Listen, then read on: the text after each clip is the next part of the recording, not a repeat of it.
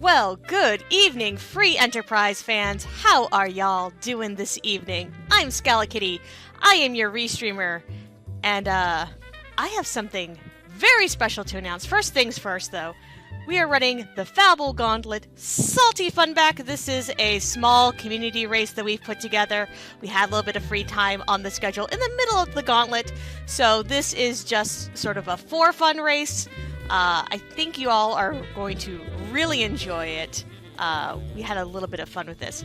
But also, we have a special announcement to make. I'm sure a few of you in chat right now have figured this out, but we want to make it official with a little stream announcement. So, we are very, very happy to announce that we are now a Twitch partner channel.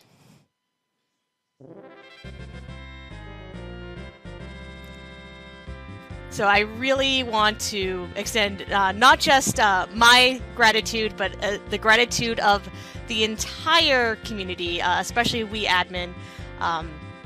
It was really amazing to get this notification earlier today. The Free Enterprise channel has only been around for a little over a year now. Free Enterprise itself around for about 2 years. And how amazing our community growth has been absolutely wonderful, and we could not have got here without each and every one of y'all, everyone who subs, everyone who's gifted subs, everyone who just comes in and watch. All of you are wonderful and much loved parts of our community. Thank you all so much right now for all of the subs I'm seeing go through. You are all really amazing. So, thank you all to both Horse of No Name and to Maggie the Cat for gifting out subs to the community. And it's going to be really fun. We're going to have some new emotes coming soon. And y'all are just Y'all just dropping like all the gift sub bombs. Thank you as well to Coffee and Chocobos, to Night Dew. I think and Ground Flyer, and I think our wonderful commentary team will have a lot to talk about in the beginning parts. And Antidale, thank you all so much for everything. It is all very, very, very deeply appreciated. But I'm going to turn it over now to our wonderful commentary team of Demarine 2 and Maggie the Cat. And I hope you're all ready for a really fun race.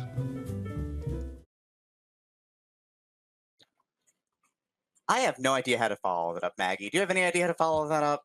I have no idea how to follow that up, Demi. Good evening, everyone out there in Free Enterprise land. How's everybody doing tonight? How you doing tonight, Demarine? I am so excited right now for this. This is gonna be a lot of fun. This is a community race of a sort specifically for runners who did not make it to the qualifier, to the round week 6, the bracket qualifier round. But we are gonna get a little salty, I guess. We're gonna have a little bit of fun. That is some gross stuff going on there in the objectives. Yeah, purely curated objectives. Blame Poydrak, blame Scala. Don't blame me. I didn't do this. Yeah, we didn't know anything about this until just now. I think that we were supposed to be kept secret from this until they actually started, was my understanding. So Invenable will update the flag so that we can see what is going on if you want to run these flags later. But Cave Magnus required, so Twin Heart required, Fabul Gauntlet, and Wyvern required. Good luck with that, friends. Oh, you need to go down and kill the Ogopogo spot. Good luck with that one also. And you need to get underground both ways before this seed will end. So yes, they need to both get the hook and raise the falcon with it, and then drop the magma key into the well in Agart. That's always a classic, always fun when those get rolled on the random objectives counter. We also have a Yang start, which is a very classic for this Fabul Gauntlet. I don't know that that was actually intended. I think that that was just a random. I think that was actually randomly generated here. And our partner is a Porum, and we're starting with a pink tail. Good news for our runners, though, is that one particular thing that was not a part of the Fabul Gauntlet will be here tonight. You want an adamant armor?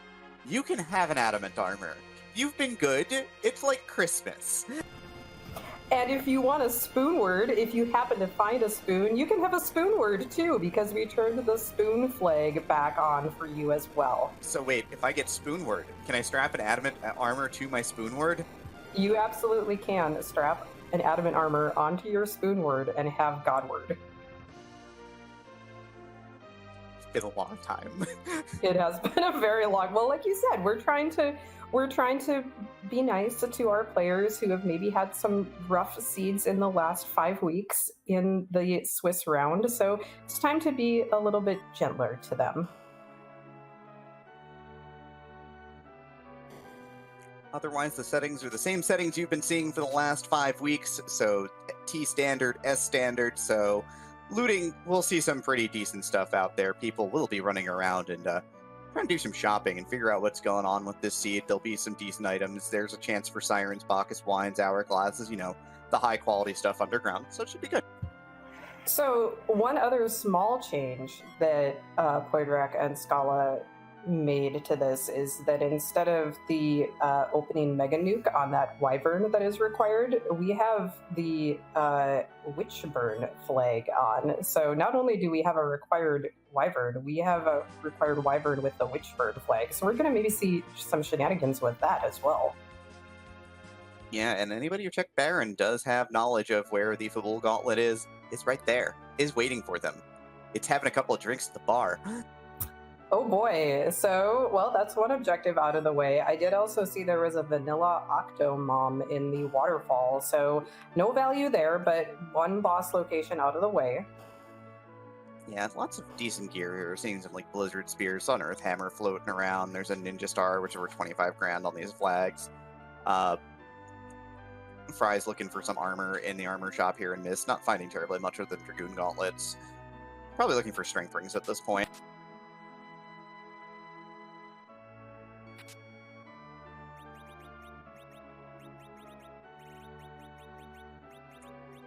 Mecrodon commenting, this is a little hard to follow with 4 streams going. Yeah, this has been something that we have not had in a while. We've been sort of running these 2 1v1 flags, so it's been real interesting. Yeah, that's definitely been a little bit easier to follow for both as a commentator and a tracker. So definitely a lot more going on in the stream when you suddenly double the number of racers who are appearing on the restream. So lots of things to follow here. Right now, everybody's kind of overlapping and just making the basic, checks in the first 5 minutes here with Baron and Damsian and the waterway checks. And I saw the Mist Cave check here. I didn't even see what the boss was, though, but it must not have been anything important. It was Antlion, and do you want white mages? Because this seed's got white mages. Oh, Rosa's on top of Hob. Scala did it for me. I love you, Scala. You're great. So yeah, we see our first runner, Vitasia, is now diving into Antlion Cave. So we'll see if we get any value down here. Maybe we'll find one of our bosses, one of the key items that we need. We'll see what's down here. Will we find another white mage? I don't know that we're going to find another white mage. We might find another white mage if the duplicate character is a white mage, though. Yay! We could find the Mega Sisters. But I mean, they're mages. I don't know that they're white mages, though. They're definitely black mages. They cast black magic. But yeah, so it looks like Dr. Cossack and Aegis are real interested in taking down this Mom Bomb. Fries is still doing a little bit of heavy looting here, so a little bit tougher for the looting here on this T-Standard flag, trying to get stocked up and ready to go. And we've got Vitasia going to show us the boss down below here in Cave Antlion. This Mom Bomb is not an easy fight for this particular party. Young does not start out with a lot of firepower, and unless they picked up a decent bow and or arrows for that Rosa, none of these characters are going to do a ton of damage at their base level. And speaking of enemies that don't do a ton of damage, Dark Knight Cecil's at the bottom of Antlion Cave. The weakest spot in the game for Dark Knight Cecil hits for roughly 20 per shot. So we good. Vitasia's going to get a freebie here and is going to walk away with some stuff. That's a great spot as a runner to find Dark Knight's Hustle. Yes, you love as a runner to see him down there. Yang sitting there, big flexing.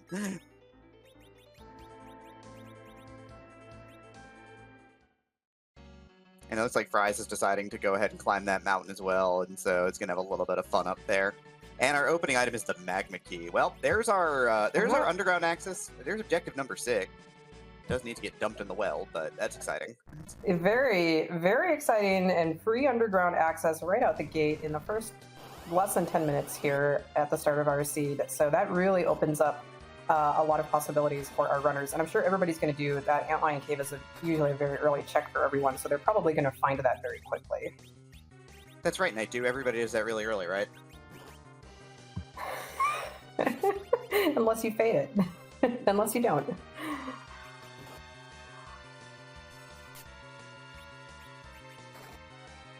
Now that I'm done taking shots at our wonderful tracker, let's get back to the race.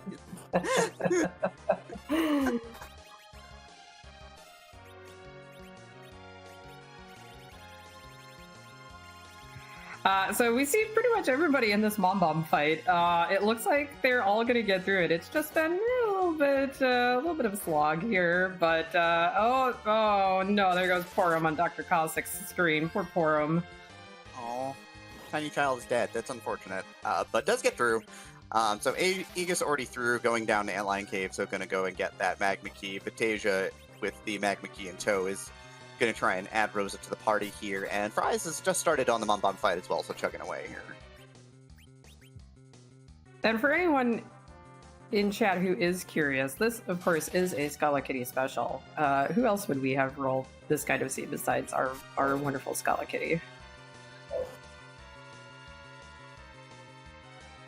I know Vitasia having a little bit of a hard time keeping Rosa hale and hearty, as she is getting hammered pretty good by this Mom Bomb. Everyone's in the front row taking a lot of damage at this point. Yeah, Yang, you definitely want in the front row here since he can't be back row glitched, but it probably would have been nice to have both of your white mages in the back row since you can put bows on them and back row glitch them pretty easily. I think just the way he had his party formation set up, Rosa probably ended up in that last front row spot when she joined automatically here. Yeah, there was a Gaia drum out there in the world someplace, and so Fries is going to cash it out here for a quick kill on the 6 bombs and get out of this fight in one piece. Aegis is now on Dark Knight Cecil. We've got Dr. Cossack at the top of Antlion Cave, and Vitasia is about to see some explosions happening here. Going to use Medusa arrows to pick off, probably to pick off bombs here. Yeah, very nice use of the J items, a Gaia drum to take out those bombs without losing any of the characters at the end, so everybody gets the XP. Looting the west side of Hobbs, Flame Whip can be sold. A piece of crystal gear can also be sold if they are looking for some cash early in the seed here. I mean, I think everyone's always looking for cash. The more cash you have, the fewer boxes you need to open. The fewer boxes you need to open, the happier I am. So Rosa gets absolutely tagged here. Vitasia having a bit of a trouble here without having, does not look to have a Gaia drum handy here, so probably if catching 6 explosions would be very bad at this point. Catching 5 explosions would be very bad at this point.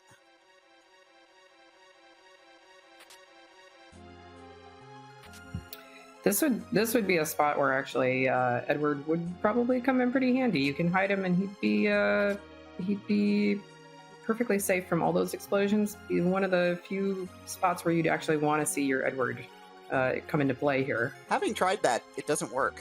When there are no enemies left, or when there's no player targets on the screen, the explosions stop. Oh no, that's unfortunate. I tried, Edward. I tried to make you useful without the use of the spoon. I tried.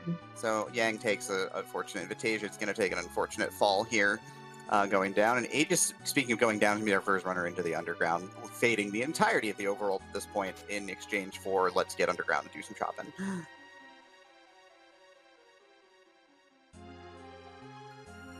We'll see if Aegis here is going to validate our seed by checking the temp job dwarf at the back of the dwarf town here. But first, inventory management. This is a true boss of free enterprise. Yeah, you've got Vitasia selling out, Aegis selling out. Aegis saw there's Hourglass 2s in the underground at Summer Shop, so likely to grab a couple of those right now. Or 10. That seems like a little bit overkill, but hey, you know. That's a great find if you can find them. You know, they're not, from what I recall, they're not always available in shops in this flag set, so if you can find them, you better grab them. Radio TV program director, the seed valid.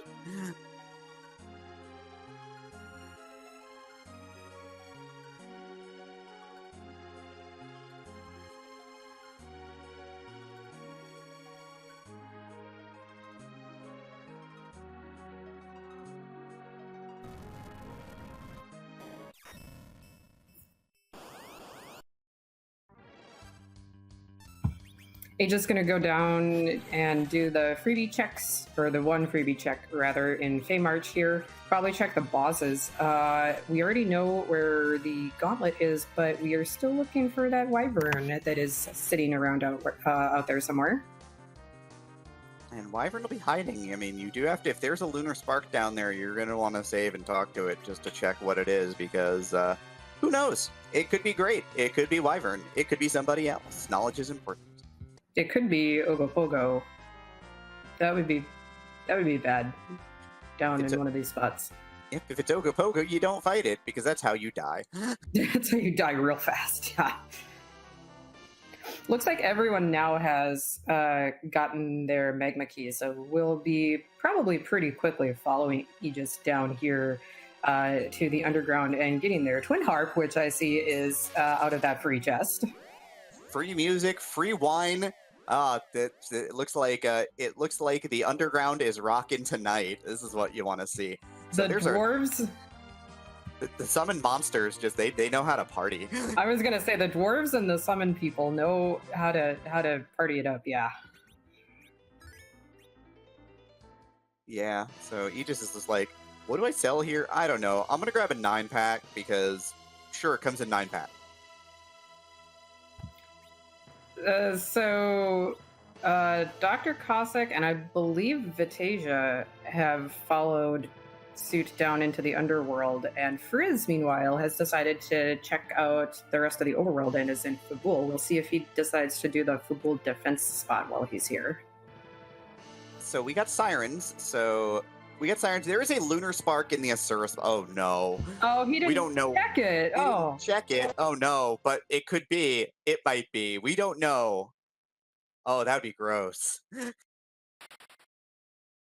Yeah, and that's real unfortunate. I don't know if he maybe forgot that we do have 6 objectives. So one more than our racers are maybe used to handling. Maybe he forgot or just wasn't thinking that he needs to know exactly where Wyvern is.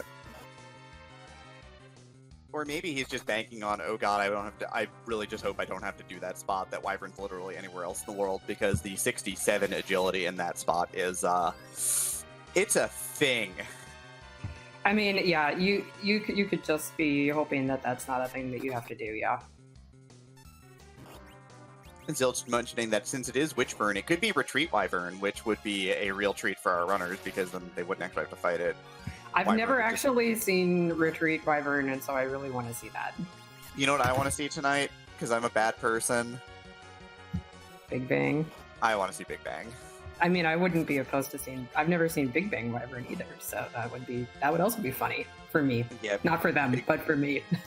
No, Big Bang Wyvern is awful, because it's basically it's a Big Bang you absolutely cannot nerf. So you will very, very happily take 2,000 damage to each of your party members right then and there. Yeah, that sounds gross. There's also one other witch burn that comes out on occasion that is also incredibly disgusting. That's worse than Mega Nuke as well. What is that? Wyvern can summon the rocks. So, well, I think that depends on the spot though, because if you find him in a low magic spot, that's not as bad, or am I mistaken? If it's usually really bad. Meteo's damage multiplier is high enough in reality that it's gonna deal a crushing blow to your party. So yeah, Sirens. So all the big stuff was underground. Sirens, Bacchus Wines, and Hourglasses. We've got a Sand Ruby from doing Fabul, which was a boss I missed because I'm busy like trying to keep track of 4 screens. Not bad. God, it's been a while. It has been. I actually missed it too. I don't think it was anything too difficult. It may have been Dark Imps. Yeah. Yep. Yeah, Dark Imps. Yeah. So yeah, so Fries is gonna probably go ahead and take whatever character's in that bed. Gonna find Cure 2 Starvale's cabin, so gonna find a good stock of stuff. Yeah, I think it's smart to check out a little bit more of the overworld. I don't think any of the other runners did this much checking and looting on the overworld that Frizz has done. So I think this is a good play to be a little bit more thorough. I'm sure that they will come back and do more of this later on. So he's just getting it done earlier rather than later. On the flip side of the coin, we exist in a world where Sirens and Bacchus Wines and Hourglasses are underground. And runners really want to get at those in a hurry. That's very true. On the other hand, I think that's a Kane in the Kaipo bed, and I'm never going to turn down a Kane. He's going to add some very much needed melee power to this otherwise a little bit underpowered party. Unless they picked up like an Elven Bow or something for Rosa that I've missed. Yeah, well, Kane can also equip that Ogre Axe, all of this heavy armor that's been lying around, so... Kane's going to be pretty darn beefy, honestly, which is super helpful at this point in the game, because you need somebody who can tank a hit or two.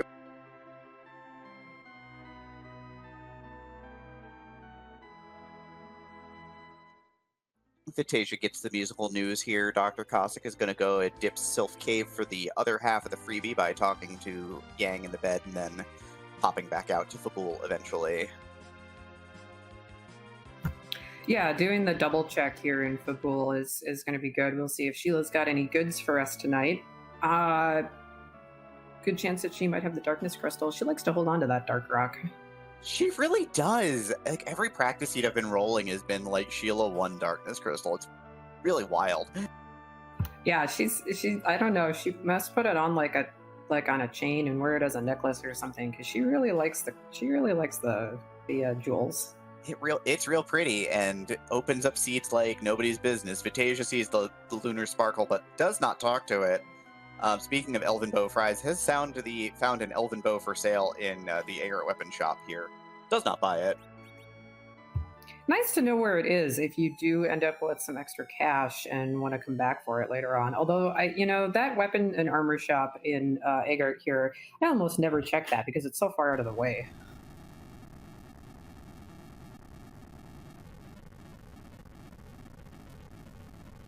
Yeah, but if you're reliant on Rosa, it's certainly a nice find. It's not the worst thing you could be doing at any given point in time. Dr. Cossack is above and is going to go and do the Dark Imps here at the Gauntlet.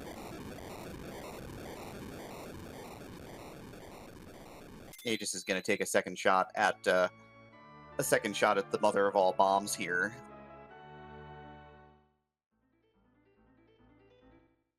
Did he turn his, he's taking some random encounters. Maybe he's going to try to gain a couple of levels to get some extra hit points for his characters. Seems likely. Dr. Cossack puts the imps on lockdown here with that, with an hourglass here, so this fight is now officially free. Will not die unless the hourglass wears off, but that'll take a while, so we should be okay. Yeah, it's an hourglass too. Those take, even an hourglass 1 takes a long time to wear off. The hourglass 2, you can walk away for minutes, and that will still be ticking away.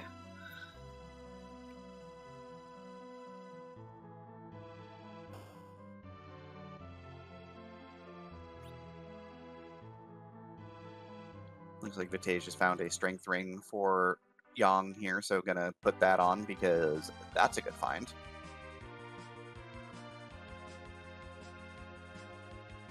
Yeah, anything to boost Yang's power especially in the early game here, where he's a little bit underwhelming. Once he gets into the higher levels, he's going to be pretty meaty and pretty beefy, but at the early levels, he's a little bit lacking in attack power. His hit point growth is pretty great. So, you know, if you found that Dark Knight Cecil in a rooter spot where he did a lot more damage, Yang could tank that pretty easily for you. But he can't dish out as much damage as he is able to take, unfortunately. Yeah, Kane, however, of course, with the right gear is a big hitter. So, you know, this Vitasia, or we've got the Sand Ruby for Dr. Cossack here. We've got Vitasia about to go in and probably do the same here. There's a black belt shirt on the way to Sheila as well, which is a nice find. More strength gear for your Yang. And the first item from Sheila is... Come on, Sheila. Key to the Sealed Cave, the Luca key. Well, we were talking about necklaces and jewelry, and typically that is worn as a necklace, so we weren't that far off. We'll give you all the credit for that one, Maggie. Thanks, Demi. Some weird dwarven tradition of wearing keys around your neck. I have no idea why, but that's what we do in dwarven society. So we're gonna go with it. I mean, sure, it's probably very fashionable in the underground. So Fry's just saved, is gonna go down to the King and Queen spot here, and is gonna talk to the Lunar Sparkle. What do we got?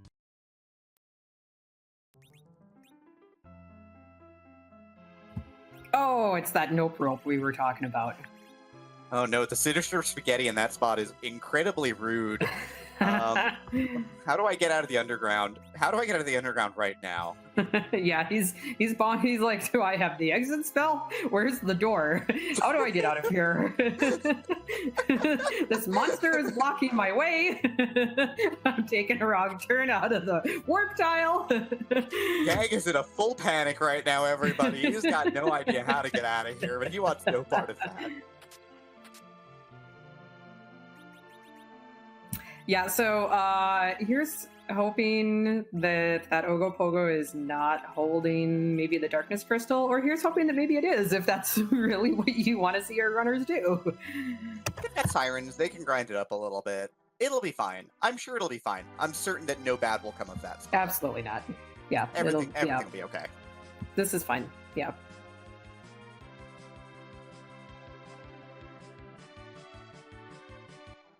And now Chad, of course, coming out with their best painful pasta puns, which, of course, greatly appreciated. Yeah, I think Baka Shinobi is actually running in this seed, so we'll have to get we'll have to get those from him afterward. But I see chat's doing their best. They're getting a lot of the good ones out there. Better than I could. I'm no good at that. I leave that all up to Baka Shinobi. Yeah, they're doing the work. So we got Vitasia and Aegis both locking down the Dark Imps here. Vitasia dropped an Hourglass here, so no big deal.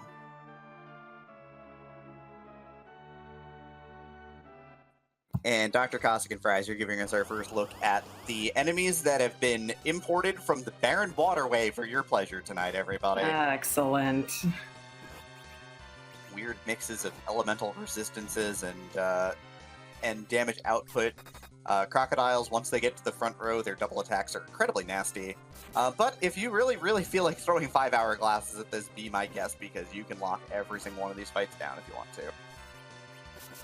The nice thing is that they are going to get XP for all of these fights. So this is going to be kind of a nice little XP boost mini grind for anyone once they do this. Everybody's going to have to do this since this is a required spot. Yeah, Rosa with those Medusa arrows will stick it to that crocodile and turn it into a brick. Yeah, that was a really nice proc on the stone from the Medusa arrows there. You don't see that too often, so nice to get that off. Yeah, it looks like Aegis did not decide to lock this down with a Hourglass initially because Porum's dead again. Please don't kill Porum.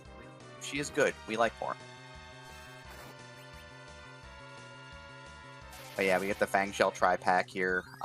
This is a great place if you have an item to burn it off, because this is a bit of a nuisance of a fight.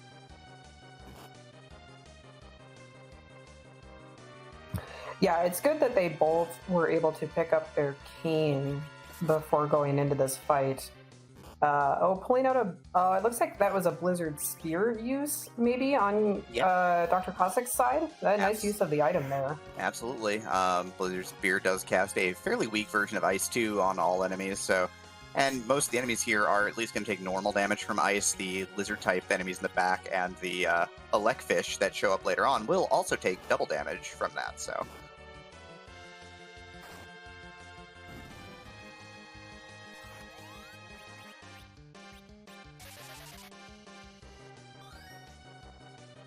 But yeah, there's a bit of a theory within Free Enterprise running where it's just how can you get through a fight as fast as possible, and is this the fastest possible point to be doing this fight?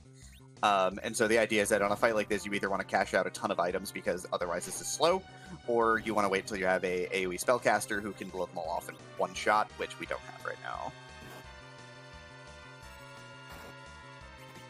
Yeah, I wonder what's at. I don't think anybody has checked Dwarf Castle, which would be probably the next place that they could theoretically go to get a character check. Yep. There's those Elecfish now.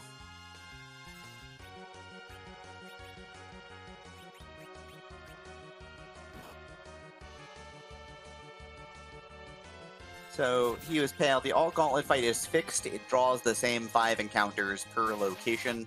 So wherever you are, it will be the same 5 fights for you every time. And it draws from the enemies in the area, so depending upon where that gauntlet is, you might be drawing enemies from the Lunar Subterrane, or from, Barren Waterway in this case. I'm sure that's what Poydrak was actually looking for, was like alt gauntlet in the Ogopogo spot or something ridiculous like that. We have had that required once in the tournament. Interestingly enough, in 5 weeks, it did come up on a restream. I think I remember that. I don't know if I was comic, but I'm sorry. I know who rolled that scene. Did you roll that scene? Oh, nice. It ended up deciding the race too because one person wiped out to it because single red dragon is disturbingly powerful because it turns on the heat ray and just obliterates your party. Yeah, it's funny that the single red dragon is actually more dangerous than the double red dragon because of that heat ray attack that they do when they're alone. Yep, the double dragons you can meter your damage in such a way that you can sort of get them to die nearly simultaneously, but 2 turns later, if you don't, then they torch you. But yeah, we've reached the Aqua Worm on Dr. Cossack's side here. Just making good use of that Blizzard Spear just to push through. Aqua Worm knows Wave, but doesn't have quite as many hit points as Kainazo, thankfully. Yeah, so compared to Kanyazu doing, depending on what spot you find him in, upwards of 200 to 2,000 damage. This one's only doing around 25-ish. Yeah, so I think we're a berserk away from Dr. Cossack walking away from this one. Vitasia back. Gonna try and add on Rosa one more time here because Rosa is good and powerful and we like her. Aegis is in the inventory right now. Gonna pick up some Cure 3s with 2 white mages anyway because having extra safety never hurt anybody. It's gonna pop an exit to get out of Silvera Town.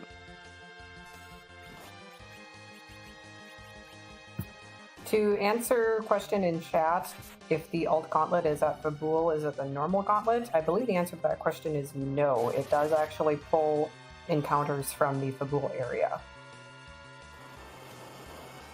Yep, so you see things like sword rats, needlers, you'll see imp captains, I believe. I don't remember exactly everything about every spot, but... Yeah, that sounds about right.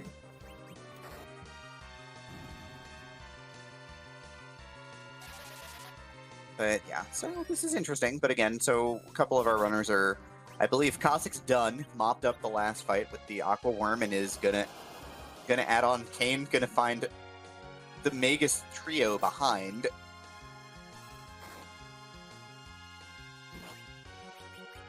I don't know that they have any kind of mage hitting equipment like a rune axe or mute arrows or an elven bow. That would be very helpful here. But that Gaia drum did some nice damage right out the gate here. Yeah, now it's just gonna make the party, gonna make Yang angry and see about punching through the rest of this at this point.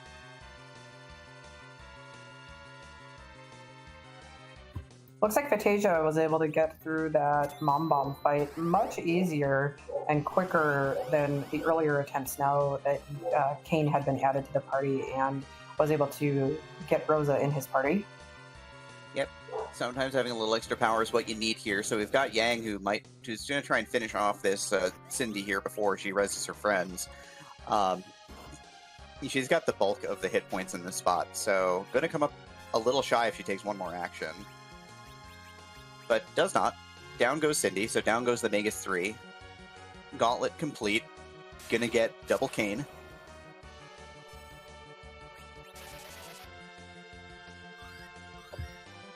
And a Protect Ring for the key item spot. Not progression, but not an awful find either.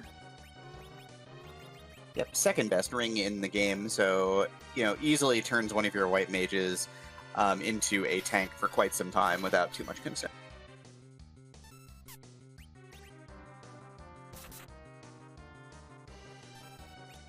Looks like everybody is kind of converging on this alt gauntlet spot here. Knows what it is, knows where it is, and knows that they have to beat it. So trying to get their second objective out of the way as early as possible, it looks like. Yeah, there's generally speaking a rule on these objective flags that a lot of good runners stick to, which is do required things first. If you're not going to lose too much time doing your required thing, do it, because if it's got something else that you need behind it, you haven't lost any time doing it. Yeah, this very easily could have had something like the Darkness Crystal or a chain that led to the Darkness Crystal rather than just that protect ring, and then that would have been like double requirement for them. Yeah, the problem here is that we do have access to the Twin Harp Cave. We have Cave Magnus access, but since we need to have a good physical hitter to get through that spot in a timely fashion, we don't really have that yet. Like, Zerking up Yang is okay at this point. Zerking up Kane will be okay at this point, but there's certainly better things we could be doing right now, like popping sirens. Yeah, that definitely would help. It looks like maybe that's what Dr. Cossack is going to do. I see him go into the little spot that summons the egg, so we might be getting some omelets here. Fry's got dusted by the Magus 3, by the way. The melee hits and then the spell hits behind it. We're basically taking 2 party members at a time, and we only have 4 party members. 4, 2, 4. Yeah, you're gonna die. But yeah, use your sirens, get your grind. Like, I think this is sort of one of the things that competitive players do, is that you need to know when to grind. You need to know when to get your levels. Because if you've got access to sirens and you put on 100,000 experience points on all your party members, things like this Gauntlet or the Magus Sisters are way less scary at that point. Yeah, absolutely. And even if you don't end up using all of the characters that you grind, even just getting a few levels on them to get through the midway point of the game is going to significantly speed up the rest of the game for you then, so that you can get to the next set of checks that you need to get to. Antidale being mean to Mecha Link in chat, asking if sirens are good. Mecha Link sadly got eliminated trying to charge down getting sirens to grind, and then did not find sirens. That's unfortunate. That's really unfortunate when that's what you're trying to do and you just doesn't pan out for you. Yeah, bad breaks all the way around sometimes. So, so Mecha Link, who is one of our runners who has made it to 3 and 2 and is not going to make it to the bracket due to their race not panning out the way that they would have liked it to. And yeah, welcome to Scenic Mount Celeste. I mean, ordeals.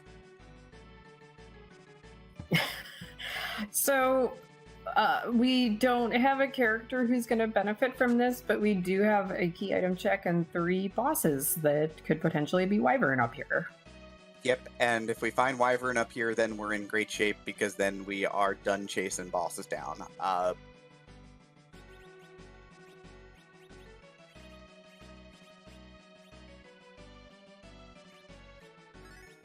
Yep, and if they do find a Fu or even a Tella or a Cecil later on, then those characters will all be all the more powerful for doing this check.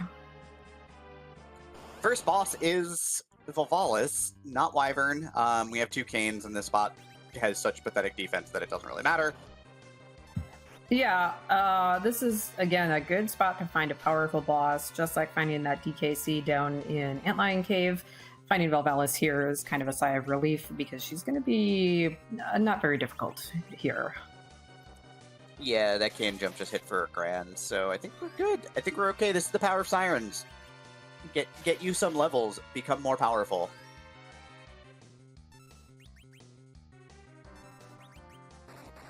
Flex upon thine enemies.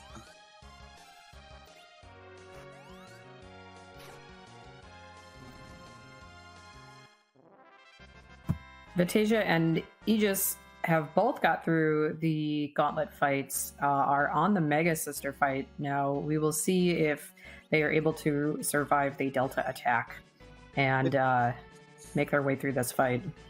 Vitasia gets the good speed where you get the Fire 2 to come out before the first wall and gets Chocobo from the Grimoire. Well, that's a little unfortunate. Oh, yeah. I saw the Fire 2 out on the Middle Sister, but that Chocobo is kind of a womp womp. Yeah, you're hoping for Grimoire to just get you out of this for free, and it did not do that today. And the back attack spot is Mill and Z. Wait, what's he doing here? Is this even Rando? Is this even... Wait, is this even Trash Can?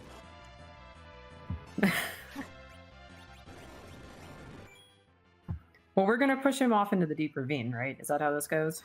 Fire Sword hits for 1500. Yeah, let's go home. Yeah.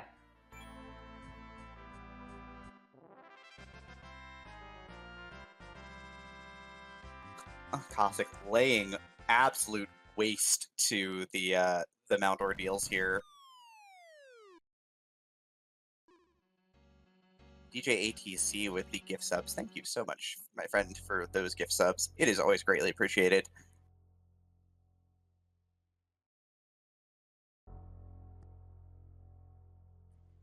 Looks like Aegis is through this time. It looks like Vitasia is going to be holding up all right here. Needs to sort of put some DPS on Cindy at this point in time, or things might get a little dicey. Nope, Cindy goes down. We're good. Vitasia's in great shape. It looks like key to the tower at the top of the mountain here. And a free boss, not what you want to see. Yeah, so we had some difficult bosses in some free spots. Now we have a free boss in a free spot. So game seed is kind of trying to even things out here a little bit, I guess.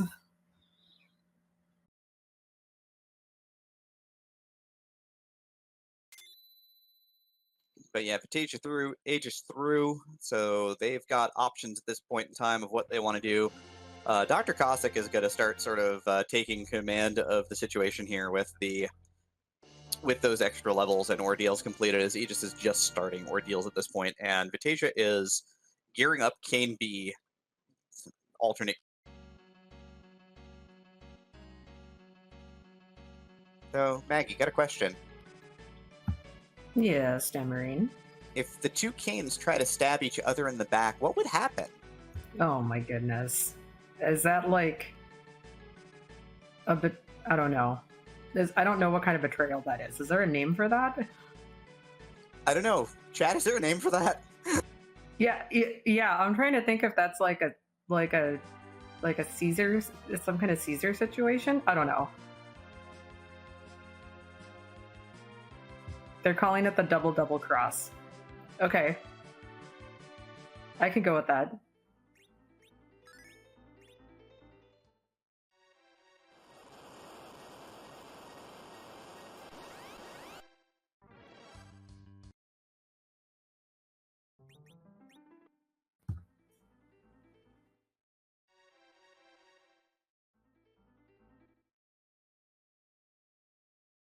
If the two can, okay, Demi, so here's the next question. What happens if the two canes use jump at the same time on each other? Do they both hit or do they both miss?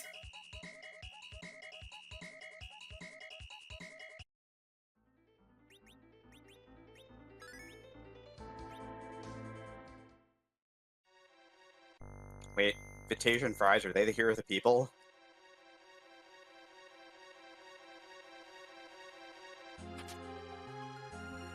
Yes. But the question is, are we going to get music back to back, or are they going to overlap with each other? Oh, they're probably going to overlap with each other. That's a little sad. Don't worry, Dr. Cossack is delaying, and so is Aegis, so we'll get at least 2 plays of the tunes here. Yes, that's good.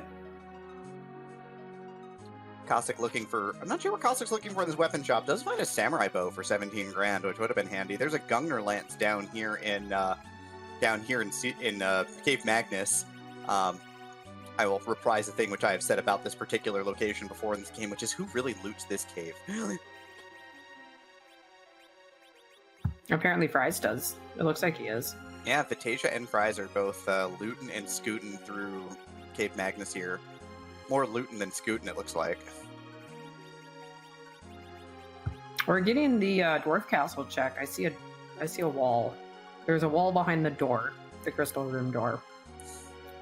They like kick the door down to get in. The door gets angry and is like, "No, I'm gonna get my revenge." Yeah, that's exactly what happens.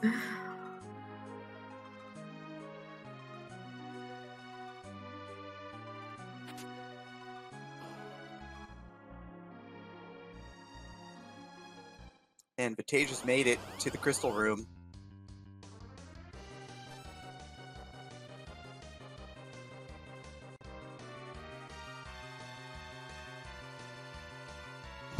Do you have any what's your favorite song, or what are you hoping for here tonight, Denny, for songs? I'm hoping for something that's probably not in the song list, which would be something from a Star Ocean game, but I don't think that's available to us at this point. That would be fantastic if it is in here. I have not heard any Star Ocean in the harp remixes yet. I have not either. There is a form for suggesting harp remixes on the Discord. I should probably do that. So I think we're going to be quiet for a few moments so everybody can listen to Spoony B's rockin' tunes here.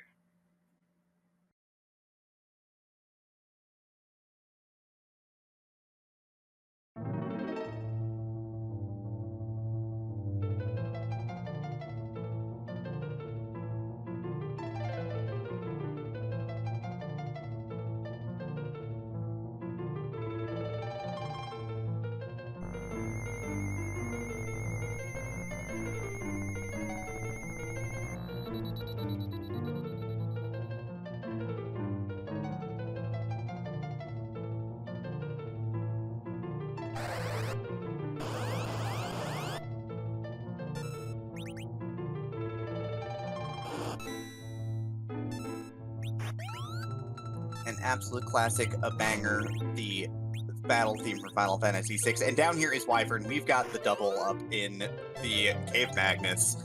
So Dr. Cossack's going to be spinning wheels unless he gets like a Darkness Crystal, because this required spot is double required. Absolutely fantastic. We see the opening attack is Petrify. So nothing too exciting there. Very easy for their team to handle. Probably not going to have too much trouble getting through this spot with that opening attack, I would imagine.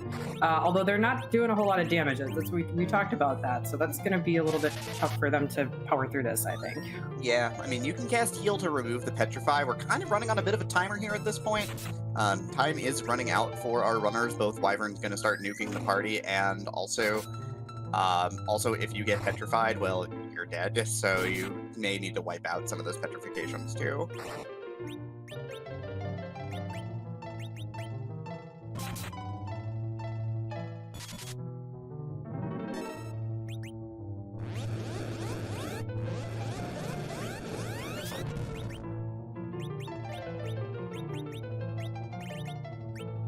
Aegis has clambered up the mountain and is climbing down the mountain. Fries is also on the mountain right now, has popped back out. Yeah, it took an unfortunate reset to that Wyvern. Dr. Cossack got through the Dwarf Castle fight here and got a Bahamut summon for his trouble, so no progression there. And no Rydia to use it on either. Yep, and Vitasia has done the thing with many Bacchus wine.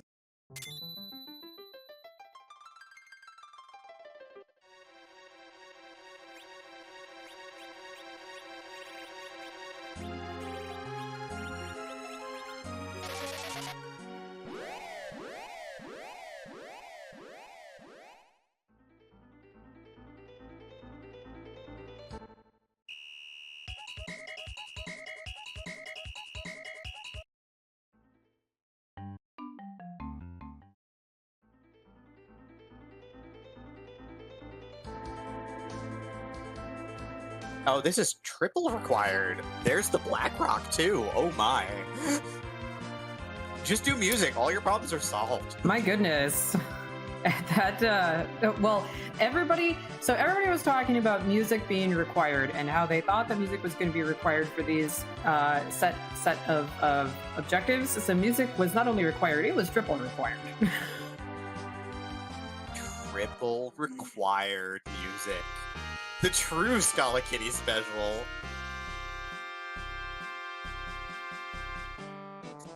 It was the Darkness Crystal and Cave Magnus for Vitasia.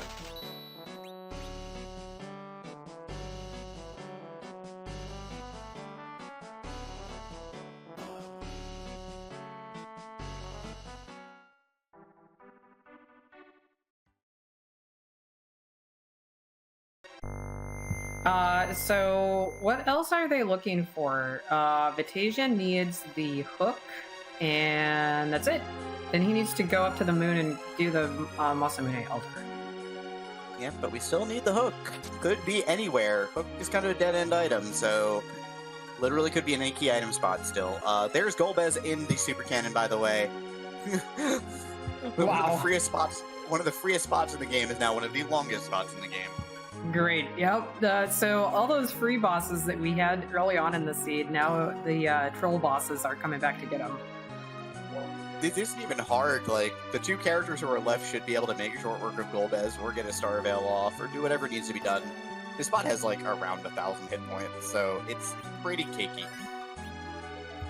Yeah, like any of the Canes, even the Yang will be able to like just like poke that Golbez and then knock him over, but they need to go through all these cutscenes first. Or Golbez could know what the game plan is and kill all your frontline fighters like a boss. Oh, Trollbez. Oh, we love him. Gonna at least make you pop a veil here. Or you could realize that, you know, doing 135 damage with that means you probably get away with raising your party here.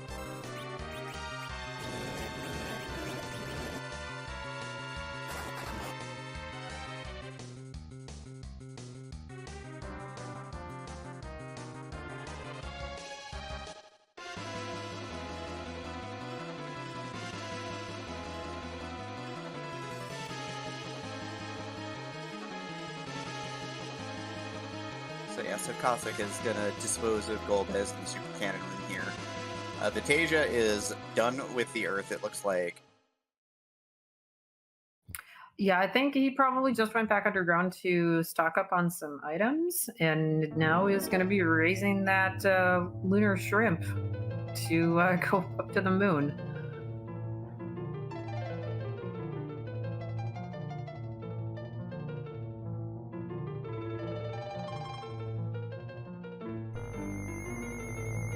But yeah, so the Mossbean Altar's all the way at the bottom. Not a fun spot to fight either. It's got great stats, it's got a lot of health.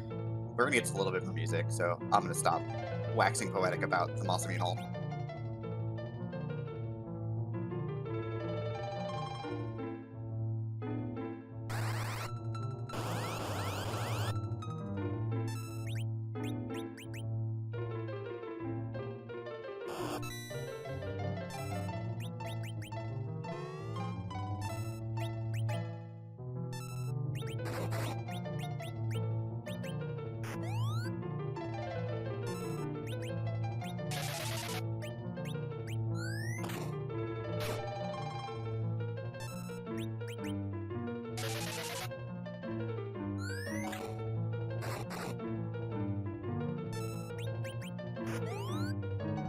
I do noting that D-Mist is at the Rubicon spot, so D-Mist can't be blocking our hook because you can't access D-Mist without the hook this seed. So that's great information for Dr. Cut. Oh yes, very informative. So D-Mist not required in any way, shape, or form in this seed, so Dr. Cossack does not have to go chasing down that rabbit hole.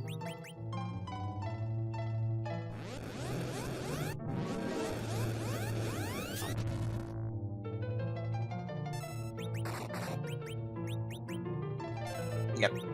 Moon character is Moonward, the Moony Bard. In the Lunar Song terrain. Yeah, it looks like Vatasia is going to be benching Edward for now. We have not found a spoon or a hook to turn that pink tail into the adamant armor, so we don't have the all-powerful spoon word yet. Yeah, we don't have the hook or the spoon, so Edward is not terribly useful. So gonna get shipped to the rafters here. It can always go back and pick him up if they decide they want to get us. If they find a spoon and they want to take him on. Yes, the rescue flag is on to answer a question in chat, so they can go pick him up later. If anybody does a grind up here on the moon, that's going to be maybe not so much of an option. So we'll see where the rest of the key items fall here. Yeah, especially because unless we run into like a required Earth Crystal or something, this is probably going to be the party that we end up on for most of our runners. Aegis, done with the Magnus, is going to get on out of here.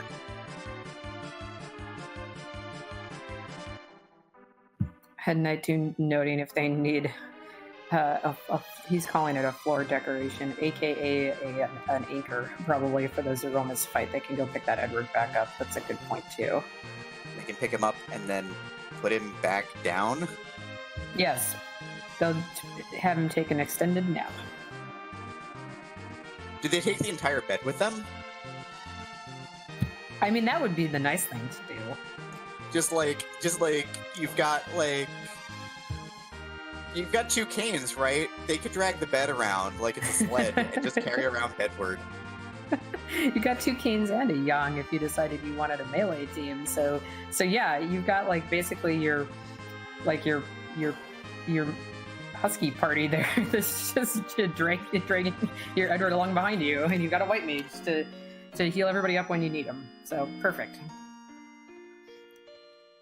Night Dew mentioning missing the top or lower Babel because we were busy memeing it up. I also missed the top floor Babel. Yep, that's what the clip button is for. Or Aegis. Aegis will bail us out on this one, but let's make sure we found out what was from the super cannon at least.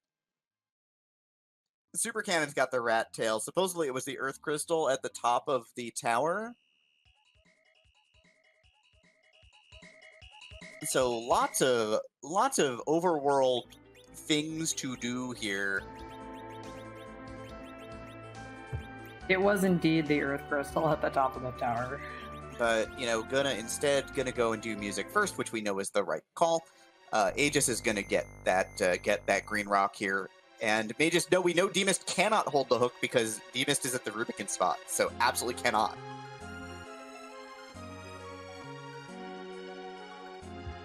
Fries is going back to do this gauntlet that he missed earlier. We know gauntlet is required.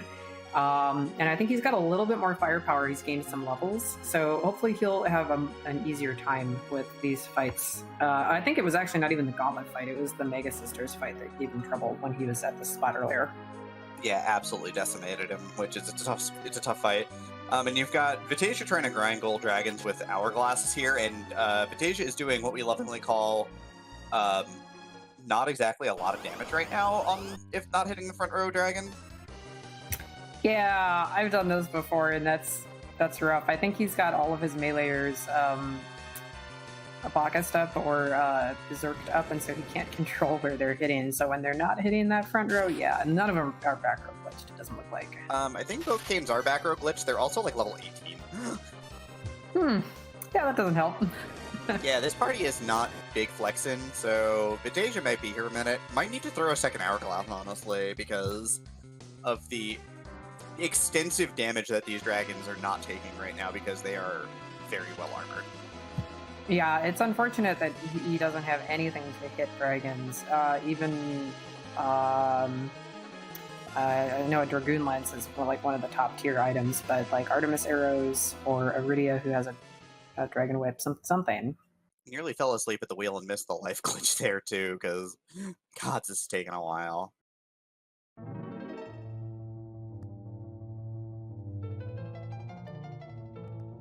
There is good news, though. You heal up, and the second one is a lot faster than the first with an extra 15 levels under your belt.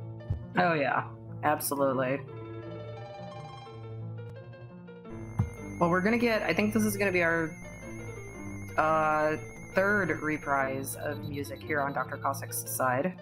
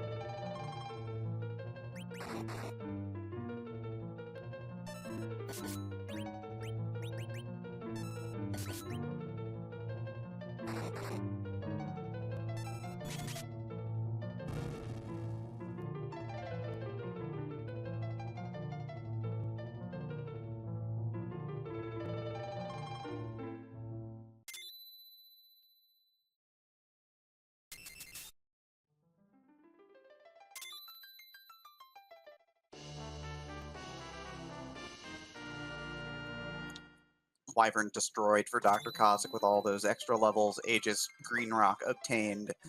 Dr. Cossack about to get his Black Rock here. Vatasia grinding up, had, I think, a little trouble with the start of this fight. Lost a couple characters because I don't think that he healed between the two the first fight and the second grind fight here, but after popping that hourglass, he should be fine. Yeah, I wasn't too worried about it. Just had to get the hourglass off. You do have the ultimate safety valve in this particular fight. If things go horrifically wrong, you can run. Yes, these of course are not forced encounters when you summon them with the siren, so you can get out of here if you need to. Would be kind of a loss losing the siren, and if you put any amount of time or damage into it, but he looks like he's got it well under control at this point. Yep, settling down here. Gonna cast Life 1 instead of using a Life Potion. I think he's real thin on Life Potions right now. But works just the same.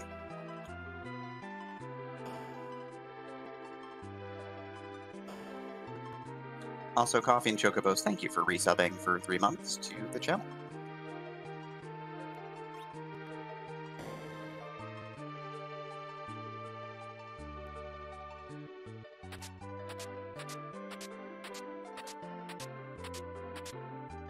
Deja's now got Cure 3 on both White Mages, and Wall on Rosa in case of emergency Asura. Dr. Cossack is going to go utilize that Earth Crystal that was found in the underground and open up the big treasury down here in Troya, and we'll see if he follows up by doing the Tower of Zot check afterward. Ninja Hat, Cat Claw, second Black Belt shirt. Not a bad find set here, honestly. Yeah, that treasury has usually some pretty good items in it. It's not, especially that cat claw from Young is going to be pretty useful. Yep. Later on, T-Pro, for anybody who's watching and wants to watch the bracket flags, in T-Pro, when all the treasure chests scale, that treasury has immense amounts of value. You know, this isn't even a strategy thing. Like, I'm not giving away, like, hidden tech or anything. Everybody who is running competitively knows that if you're on T-Pro, you go in there and you loot that joint. If you open up on the, even if you don't open up on the Earth Crystal, you loot that place because it's got the goods. I think it's one of the best places to loot that's not trapped, isn't it? I think it is the best location in the game that is not that does not have forced encounters for looting. Yes.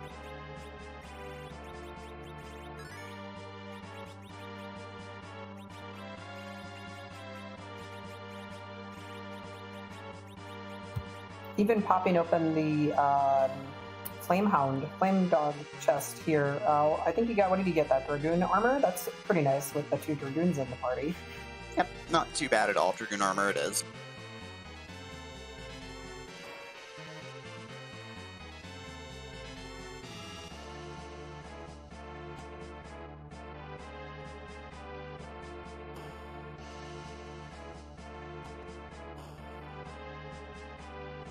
So Aegis is done with the tower, gonna get that rat tail. No hook to turn it in with. We know rat tail is not gonna get us to the end of the seed.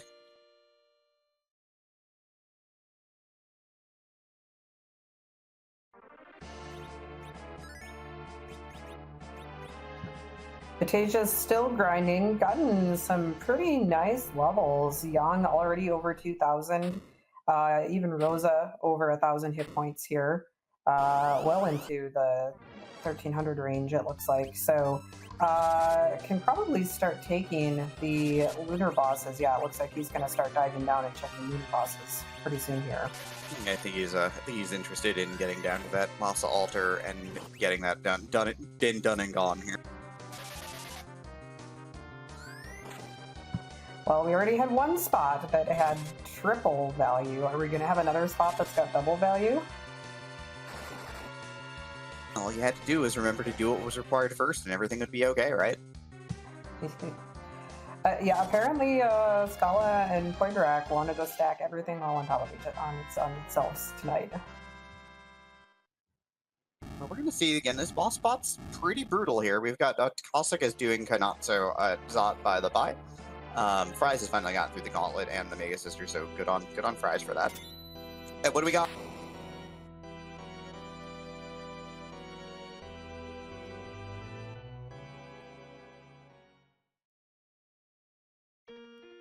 Well, it's a lunar boss. Just got shuffled around a little bit, hitting pretty hard.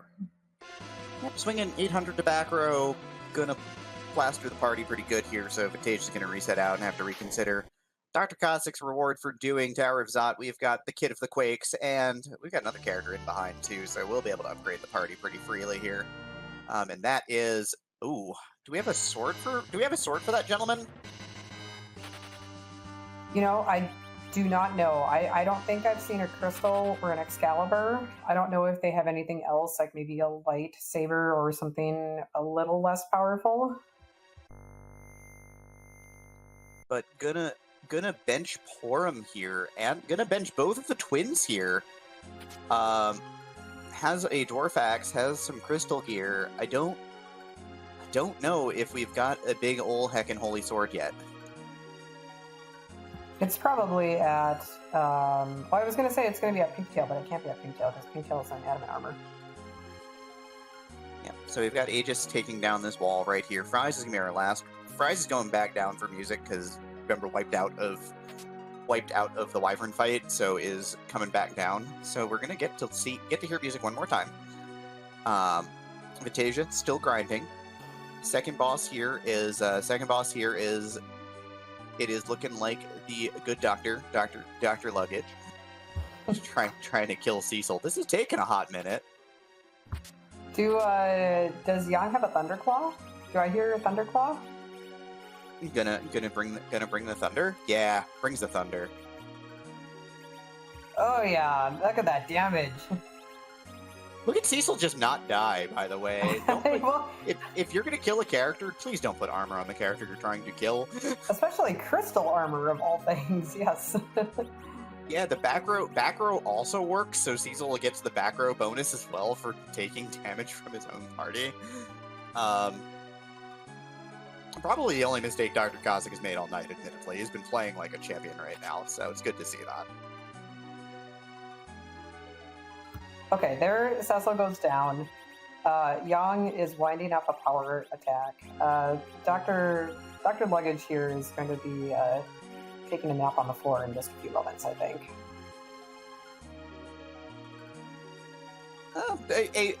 A measly 6,688 damage later, Yang just punches a hole in the doctor there.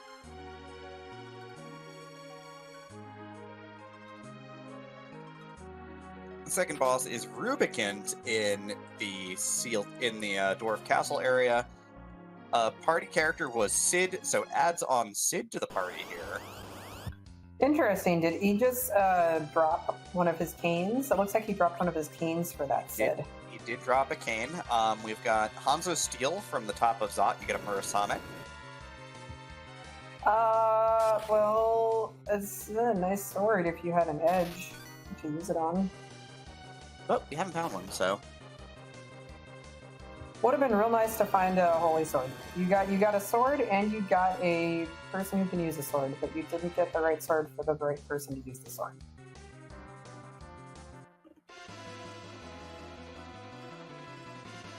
So Cossack raising the whale, gonna head up onto the moon. Vitasia probably finishing up the grind soon here. Again, got a little bit battered by Pale Dim down there, so not too terribly interested with that.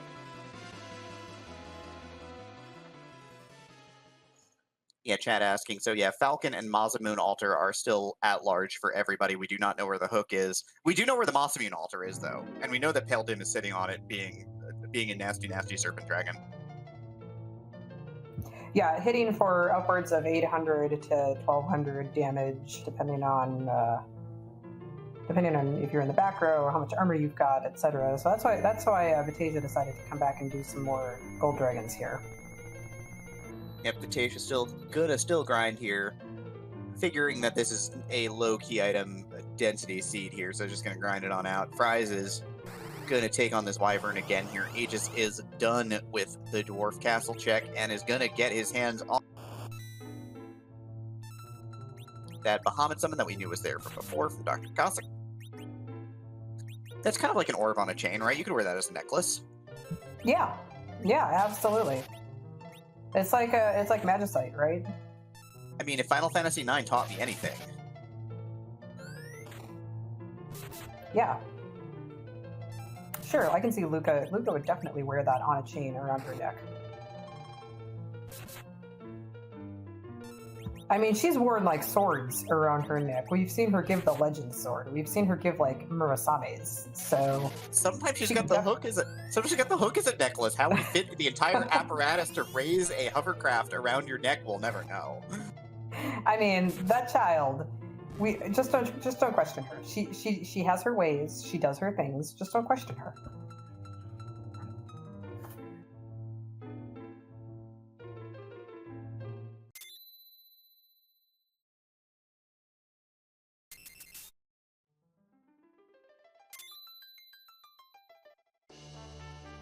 Fries has caught up, it looks like now, has completed the 3 objectives that were sitting down here in the bottom of Magnus Cave. It was 3. Well, 3 because he got the Darkness Crystal, yeah. So he's got his Darkness Crystal, he completed Magnus Cave, and he completed the Wyvern. So kind of catching up with everybody a little bit here. Yeah, Fry's leaving with that objective done. Vitasia still grinding. Cossack. Does Cossack have mute bells? Is Cossack mute bell grinding? Or is gonna just stop? It's gonna stop these warlocks here. So gonna mute them and then stop them for safety's sake. Here it looks like, and it's gonna warlock grind a bit here instead. If he has something like a mute dagger or a rune axe or even mute arrows, this could be especially just getting started. He may change over to dragons later on, but we saw how slow that first couple of dragon fights was for Vitasia. This could be just a way to get him going, to bump up his levels a little bit quicker here. Yep, Fry's raising the whale. You've got it looks like Aegis is rifling through the Troyan clerics treasury here. I'm gonna get this Sid geared up too, it looks like.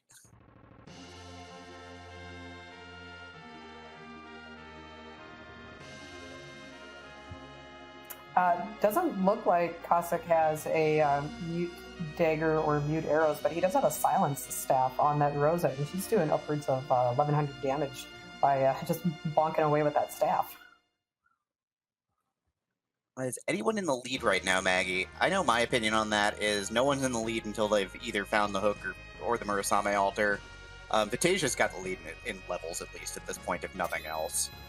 Yeah, that's I'd probably agree with that, but that could very easily change if someone gets something up here on the moon and then makes a wild play going back down to Earth and finds the hook while everybody else stays on the moon or something like that.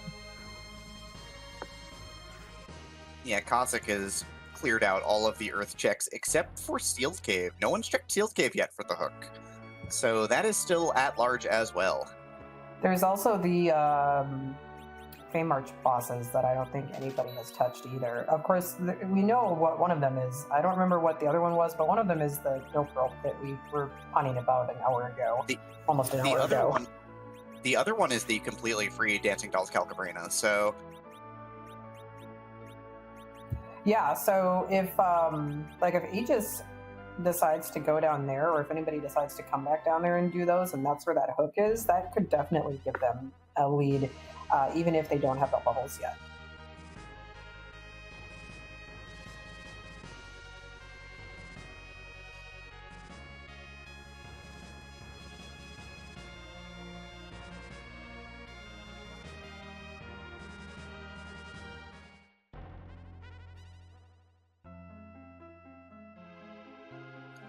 Chad is saying, I hope the hook is not at Nope Rope. I kind of hope it is. I mean, yeah, we were saying that wouldn't that be funny? I mean, the flip side of the coin is you come back with lunar power because you've ground up to level 55 on the moon, and you look at the Nope Rope down there and go, you've got like 20,000 hit points. I'm just gonna kill you now. It's cool. So we've got Vitasia and Cossack on the altar, and yeah, Fries is looking for some of that there sweet hashtag value. Value in Cave Bahamut? That is hashtag Odin, hashtag blessed, hashtag I got a big sword. Hashtag nope.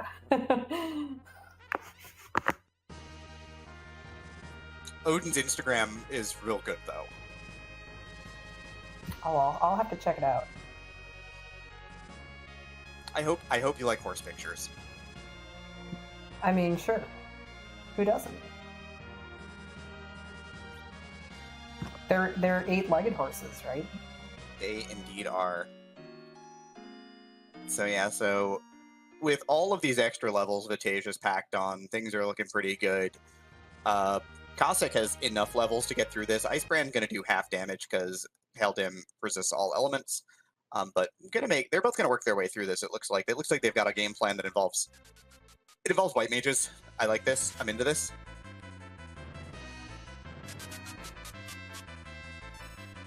Yeah, it's not too often that you see Cecil actually casting magic. So you said you wanted white mages, Demi. You got a white mage Cecil there on Cossack's screen. Yep.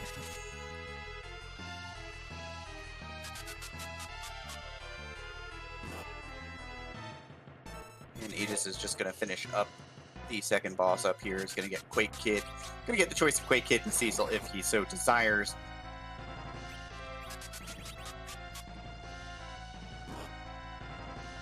Oh, Chad is correcting me that Odin's horse is actually 6-legged. Actually, Sleipnir in ancient Odin or in ancient modern Norse mythology is 8-legged. Oh, okay. So I was right? Yep, you're right.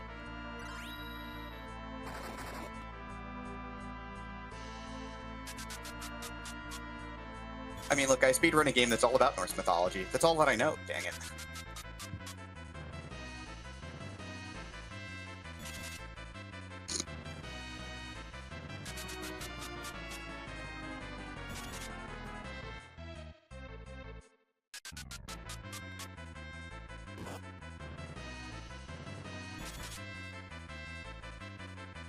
But yeah, enough of the Norse mythology and Valkyrie lore and all of that good stuff. Aegis is going to trade in. Sid for Cecil. I wonder why. Yeah, that's usually an upgrade all the way around.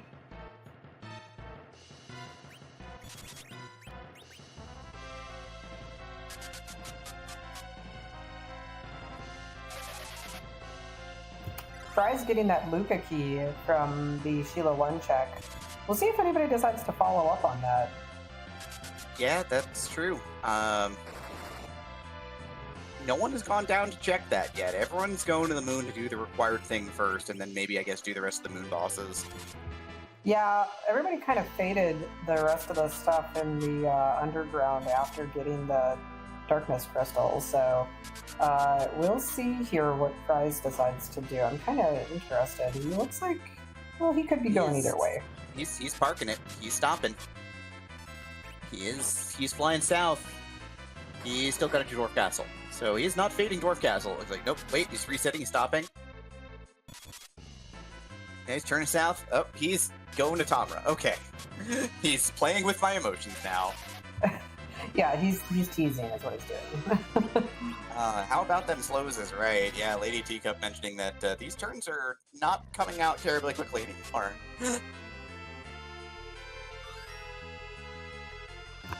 Oh, but is Vatasia through? Vatasia's our first runner through and gets the free pass to not have to come back to the moon if he so chooses once he's got the hook.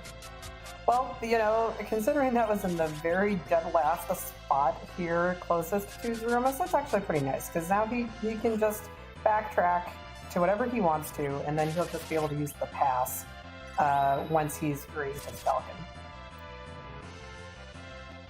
But I guess it looks like he might be popping a cabin. He's going to give us a look. He's going to start giving us a look at the rest of these bosses down here. We're going to find out, is this moon haunted? Yeah, I'm going to start making the bottom-up play. It's very common, especially once you're already down here. Oh, is this even... Come on. Is this even rando? This seems insufficiently shuffled. Hashtag bored. Yang gets absolutely ignited here. Not healing up before this fight means that your party ends up taking like 40% of their health and damage to start, which is a lot. So we might see Breath Reflect here, honestly. Form knows Cure for.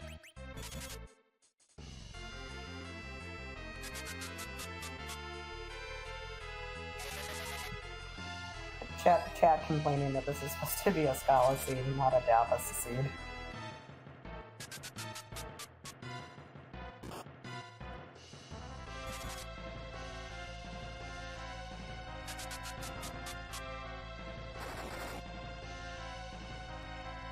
Yeah, this spot pretty fast. Just tearing through turns left and right here. I put my mic on here just so I could tell you, chat, come fight me 1v1. No, actually, don't fight me 1v1. I'm not very good at this game. Come roll me 1v1? If you want to fight Scala, I'll be her champion. You'll have to fight me 1v1. Go fight Demi 1v1. Okay. Back to restreaming. I'm not going to take that challenge because I don't want to fight Demi 1v1.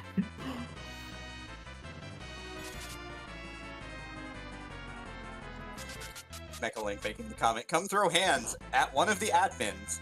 No bad can happen from this. Vatacia's got one of the Lunars down here and is just trying to keep the party alive through the other one as these fire counters are just... The fire is just coming immensely fast. Here's the breath. We got 3 adorable frogs here.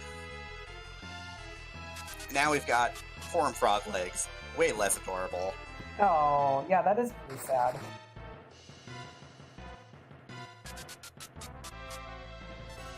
Is Yang alive with 1 hit point? Oh my goodness. Yep. Go to channel power, so gonna be dead with 0 hit points in just a hot moment here. Rosa has resistance and is dying very slowly here. Things are falling apart for Dr. Cossack right now, though. The Pale Dim spot just all that low speed and just party too slow. Cannot recover from this. Cecil went down and the fight fell apart right afterwards, and this is going to be a very costly wipe, it looks like. This has been a fairly rude moon so far, and we've only seen 2 of the spots. Kane taking to the sky, trying to finish this out here. Kane just getting blistered right now.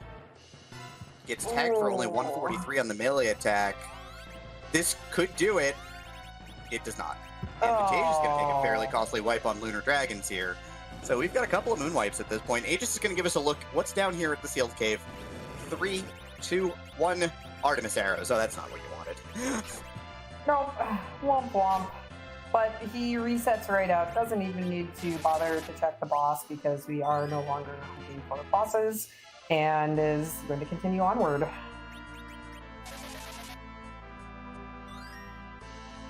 Fatage is going to take a second bite of the old D-Lunar cherry here. He's going back in, brave as he is. Cossack is shifted gears to the D-Lunar fight. Fries is trying to take down this wall. A little bit lower level than everybody else. Hasn't really taken the time to grind, and Aegis is taking the opportunity to grind here. Is maybe a little tired of being a little underpowered here, even on 9 key items, just trying to get something going here in terms of levels. Gonna catch a Thunder counter, though. Yeah, I think our earlier runners were using hourglasses to stop these eggs before they could hatch, which is a pretty good strategy when you don't have anything else. We haven't found any dragon-hitting weapons, as we have seen, since we've fought multiple dragons on the moon, and nobody has been able to do any significant quad damage to them. Yeah, it's a little unfortunate.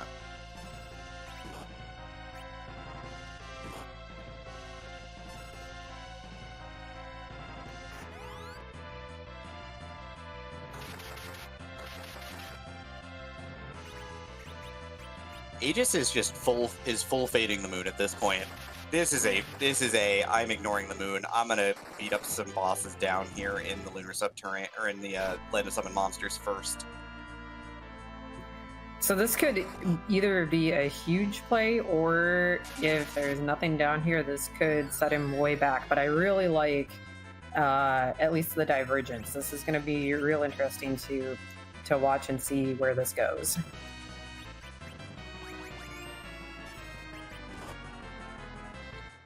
Dr. Cossack does initiate the reflected breath strat here, while Fatage is just nuking this fight from orbit at this point to try to cruise through it as fast as possible.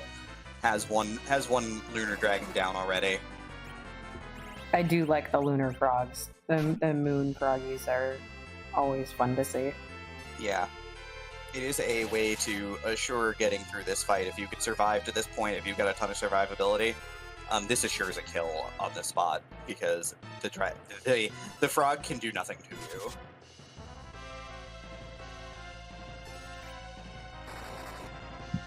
Oh, Vatasia takes another breath, though, and only his cane is alive and unfrogified on his side. Yeah, just jumping away here. The Cane's only taking 10% for each fire here, so probably needs to heal a little bit. But Dr. Cossack is going to get a little bit ahead here on this particular fight. And nope, Vatasia gets through as well. Let's see what's down here. Artemis Bow, Zeus Gauntlet. Zeus Gauntlet's a good find, but, like, is that what you wanted here? Probably not. No progression of any kind. Got lots of XP. I don't know that Vatasia really needed any more XP, but, you know, Cossack, I think, was a little bit underleveled, so there's that at least. Alright, so you just saw the free boss down here is like dancing dolls. Yeah, I'm all about this life. Let's put this on lockdown. I think he walked up to the Ogopogo, took the wave, took a couple of hits, and was like, "Nah, let's do these dolls first." Ogopogo hugs are very good, but they also make you very dead.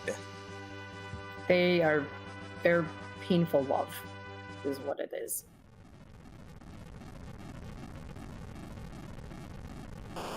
Cossack deciding that maybe I could use a few more levels here at this point in time. Vatasia deciding, again, I already have my levels, so let me go see what's going on down here. It's Dark Elf sitting around on the White Spear altar, so nothing super dangerous. Yeah, at his levels especially, this should be a pretty easy, straightforward fight. Yeah. The speed of the second phase will be a little annoying, but otherwise it'll be fine. Aegis is got the back dolls on lockdown here, so the Cal dolls can't really do anything here, so this fight should be over in a hot moment here, and we're going to find out what the dancing dolls had for all our runners.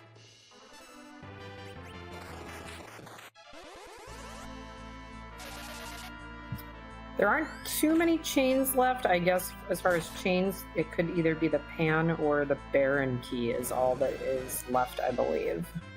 Yep. And let's see, we've got dolls. Fry's grinding on eggs now, so burning off some items, some coffins here, just gonna get some levels, and dancing dolls have. Speaking of chains, you're right, there's the key to Baron. You chase this. Are you committed to the bid at this point? I think you have to be. I mean, if you get something like that, I mean, he might try for Ogopogo while he's down here again. But once he's got this, I think that you and especially since he's been full clearing Earth before going to the moon anyway, you got to follow it. I think before going up to the moon. Oh yeah, he's casting Exit. I think he's good on Ogopogo at this point. I don't think he's too terribly interested in that fight right now, and I don't really blame him. And he is interesting in scrambling some Exit. Looks like he's going to egg scramble land here. Yeah, because that puts him at, let's see, 3, 4, 5, 6, 7, 8, 9, 10. That puts him at 10. So he's got the double XP now that he's got that Baron Key. But it doesn't matter because we know it's not the Baron Key. Vitasia has cleaned up the evil Dark Imp, who gives him the hook. Oh my! We are 2 bosses away. Baron's a blank. Aegis is gonna get the unfortunate news in a little while, I guess. Vitasia's in go mode. Vitasia's done. Vitasia's going back to Earth. Cossack shortly behind, but still needs to go back and mop up that Pale Dim because that Pale Dim mopped him up earlier. Fries is on a full clear for Earth. It looks like is going up the Tower of Babel here. A sensible play, all things considered, for that double check. Aegis is going to grind up some levels here. Going to get what he needs done off of Exit, looks like. I mean, getting into the mid-40s with the Zerker party is usually really good. So also just to note, we have 4 featured runners who we are watching on the restream tonight, but since this is more of a community race style, there are actually a number of runners who are playing, who are not featured on the restream. I think there were around 15 total who entered the race, and so far we have not seen a dot done. So it's very possible that Vitasia could be on the road toward first place finish here. First, though, Vitasia is going to get his just reward for all of the work he's done this seed. Oh yeah, absolutely. He's been holding on to that pink tail since the very beginning. It's the first key item that we found, and we know that this is going to be one of those coveted adamant armors. Get powerful, friend. It is time. Kane, who is already pretty darn powerful as it is.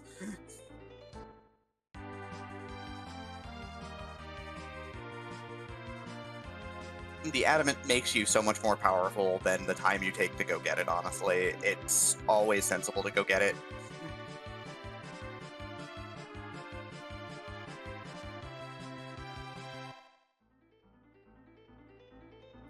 Yeah, absolutely. It only takes a few seconds to drag your hovercraft over there and turn it in, so...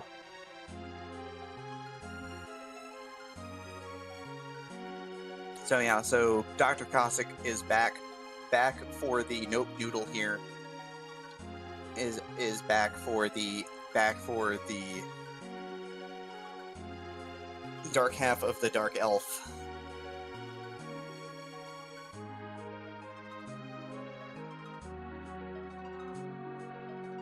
He just is back in the Fey March. I wonder if he decided that, he probably went out, got his levels since he had his 10 key items, and then came back down here and has decided that he wants to finish up this Ogopogo before clearing out the underground entirely.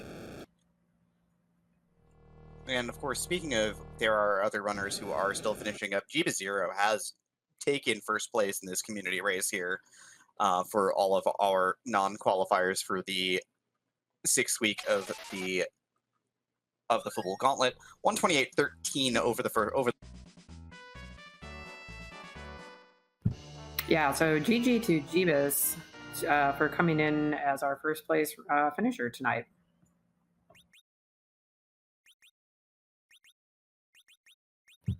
And we see a Fusoya on Vitasia's screen as the character in Eblan Cave. Vitasia debating whether he wants to take Old Man Mop and decides he doesn't need a mop tonight. Yeah, Jeebus, of course, who was very, very competitive, all things considered, ended up taking a 3-minute loss to get eliminated from the Fabul Gauntlet. So definitely had a great run, played some very good players, kind of ran into the wrecking ball that is Korek coming over from Z3R to beat us up and take our stuff, I guess. And so had a great run at it, honestly. So good on him for taking the win tonight.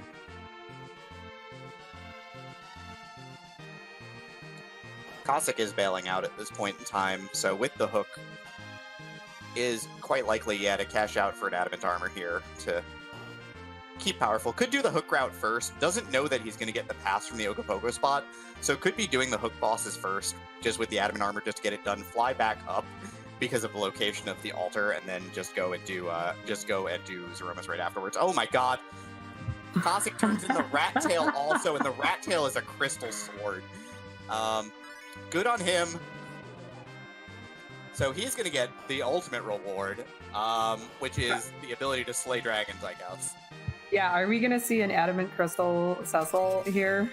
Is it time for God Cecil? It is time for God Cecil. So we didn't get a spoon word, but we got an adamant crystal Cecil instead. So Aegis is gonna bang his head on the note noodle here as Ogopogo flexed his noodly might and absolutely obliterated Aegis's party. This fight is not in a fun spot and is not a fun fight to see down here, even with your levels in the 40s. There's the Adamant Armor on Cecil. There's a ninja. He's gonna save it for last. It looks like he's toying with us, not even putting on that crystal sword yet. adamant armor and Zeus gauntlets and crystal sword on that Cecil. Did he put the crystal sword on Cecil? He didn't put the crystal sword on Cecil. Put the crystal sword on Cecil, please. Yeah, he's got like an ice brand on Cecil.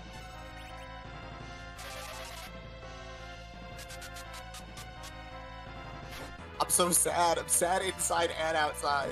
It hurts, right? Does it hurt? You're looking at your inventory. You can see it. It's there. Do it. Do it for the fans.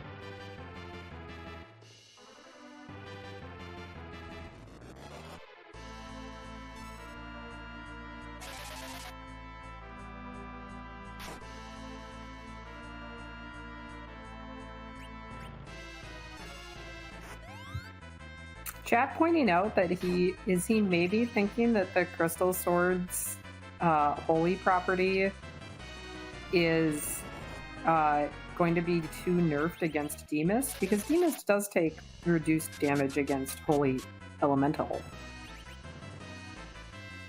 But still, it's a crystal sword with an adamant armor on Cecil.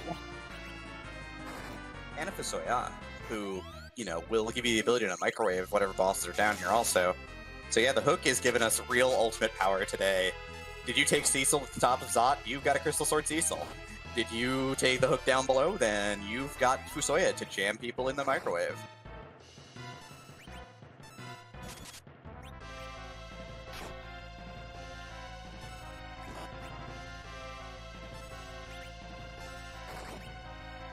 Whisperer mentioning that prefers bosses slow roasted to microwaved. I'm sorry to say, in this community, we jam bosses in the microwave. We ain't got time for that. Yeah, I mean, once in a while you'll see a Fire 3, but that's only if you're fighting like Mylon Z in like the Elements spot. Maybe. So yeah, so Nope Rope just had more Hanzo Steel, so no one cares. Sadly, obviously it's not a progression, but also just did not have any. He just is going to keep grinding. Fries is going to climb Tower of Zot here.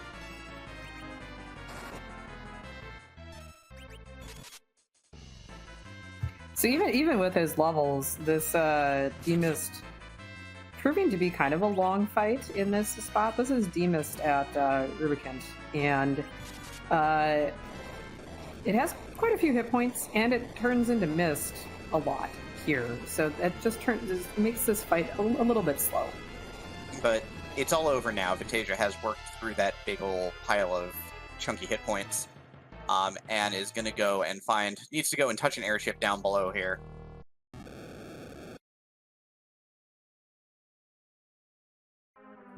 Already has his pass ready. I think he's at Z levels, so... Yeah, more than adequate levels here. Level 51, 49 on Rosa. So levels more than adequate.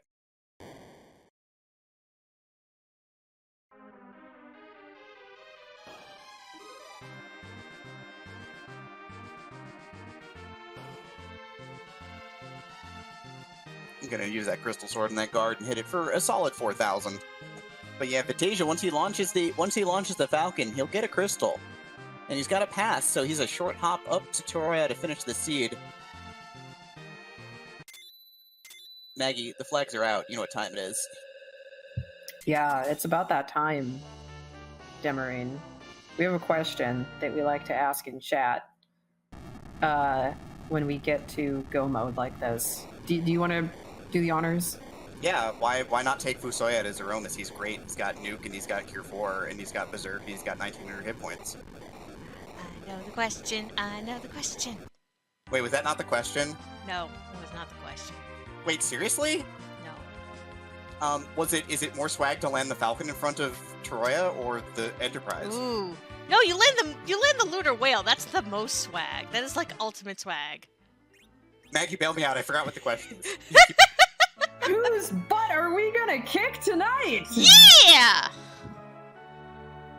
Who's it gonna be? Who's it gonna be?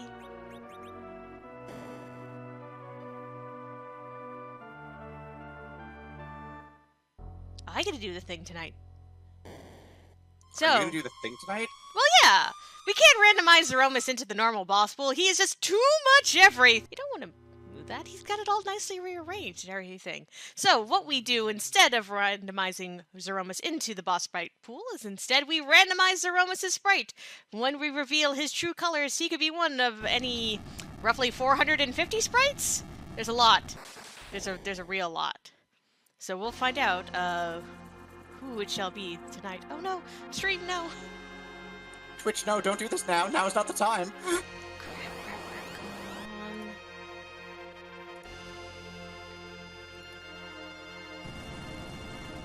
on. More like whose buffer are we gonna kick tonight? Come on. I'm trying.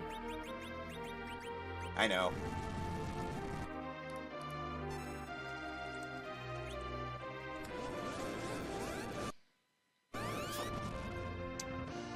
Shoot. This is dumb.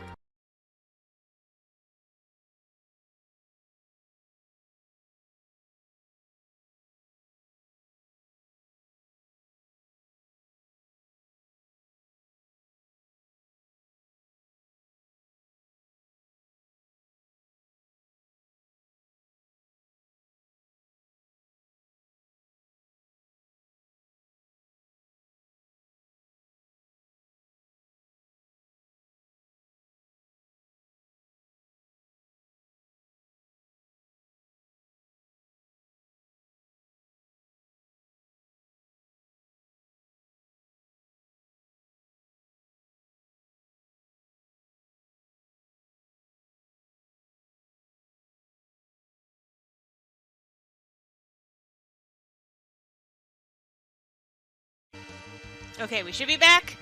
Also, it's Dracula from Castlevania. Oh, I see a Dracumus. Yeah. That's one of the early ones. That's one of Board's. Yeah, this is Gen 1. I remember this one from back in the day.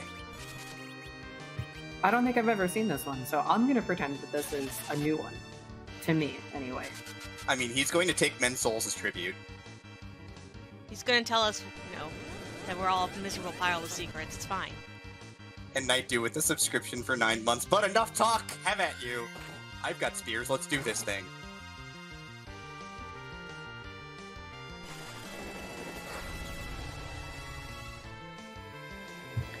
Did that Porum get high rolled with a nuke? Yeah, that poor What happened there? That Porum caught a 2,200 point nuke in the jaw. That poor Porum. That's very unfortunate.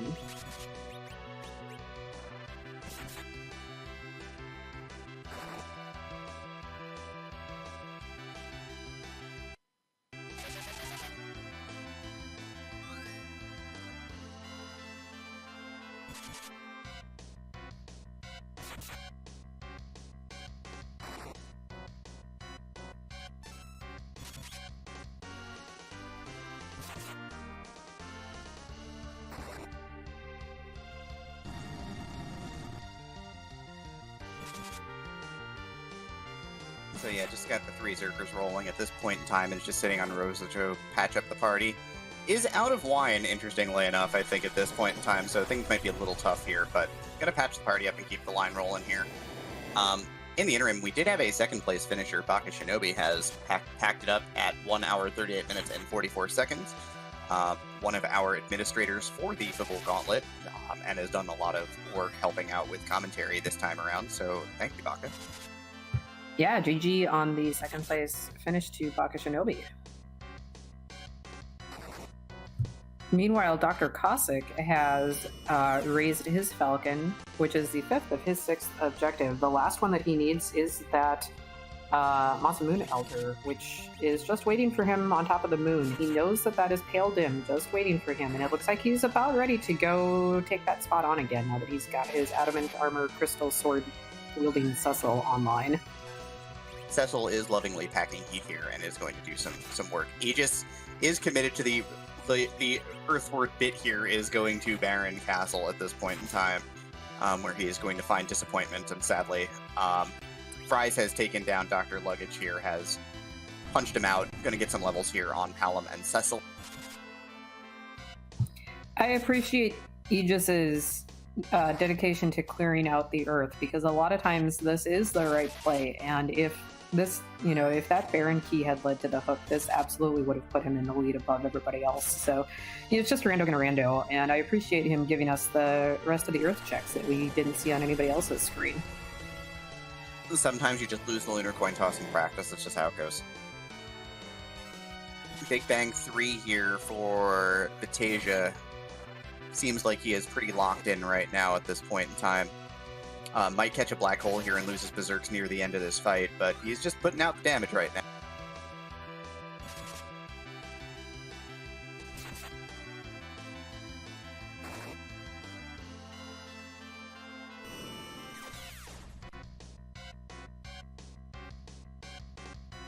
Yep, berserks go down here. Finds Millen Original Flavor in the first spot in Baron here. Fries, I think, is going to stock up on some more drinks. Can never have too much wine, especially with a party of heavy hitters like this. Aegis is turning to the Odin spot first, so going to do the slightly faster but slightly less safe Odin spot into Baron Throne and Trash Can.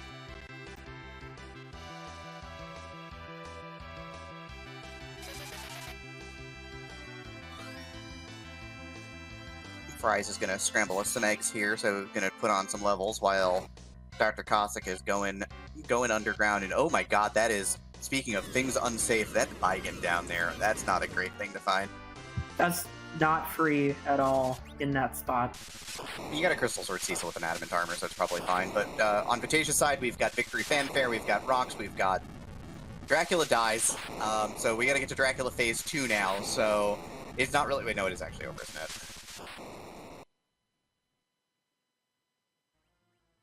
No one's going to believe me that there's a second phase of the Dracula fight. I mean, that would be something fun to add as a second phase to the Zeromus fight, but I think that would be a little bit too rude to add to a community race like this without notice.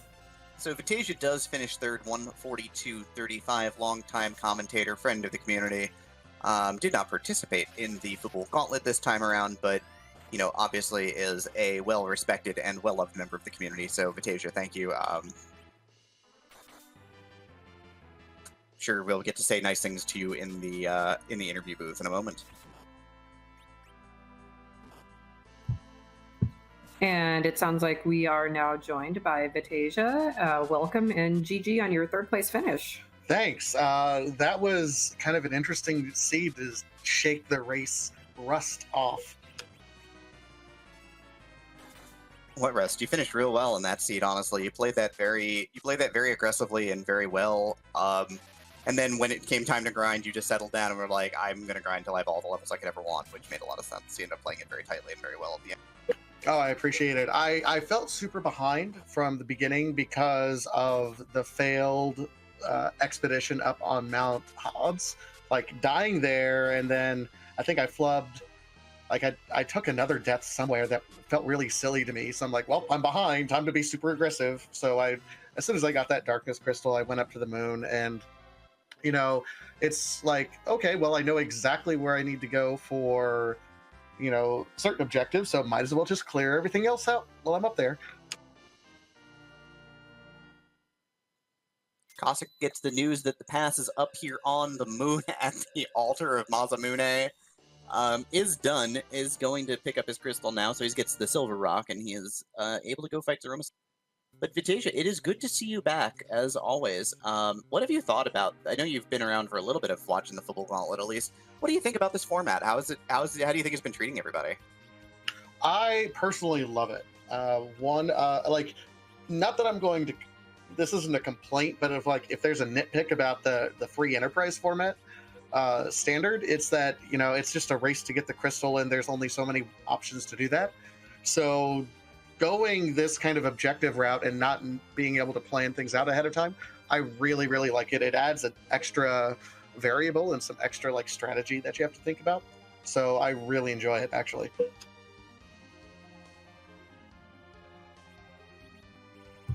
What do you think of the 1v1 style of the tournament that we've been playing so far? Oh, I love 1v1. When you're in a big group community race, it really just comes down to make as many bold, ambitious gambles as you possibly can, and hope one of them pays off, because someone will make it and someone will win that way. As soon as you have 12 people, someone's going to have optimal routing. So the 1v1 is much more dynamic in that, you have to be able to balance those gambles with, well, what would my opponent do? So I really, really enjoy 1v1.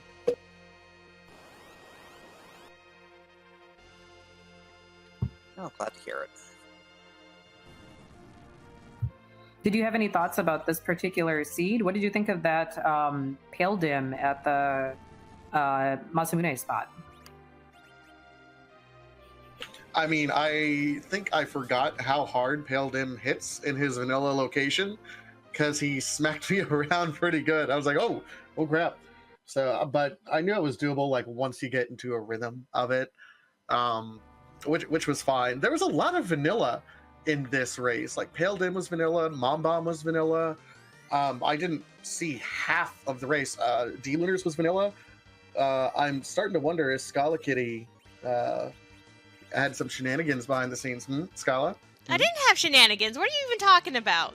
You saw this rolled right You're in front of everybody. Yeah. It's true. Only vanilla I like is in my ice cream. Yep. In the interim, we did have a 4th place finisher. Dishmu finished at 1:45 and 5 seconds. We've got Dr. Cossack is here now and is showing off the power of Crystal Sword Cecil, who's, I think the first swing was 7K. This one's a fairly pathetic 6K.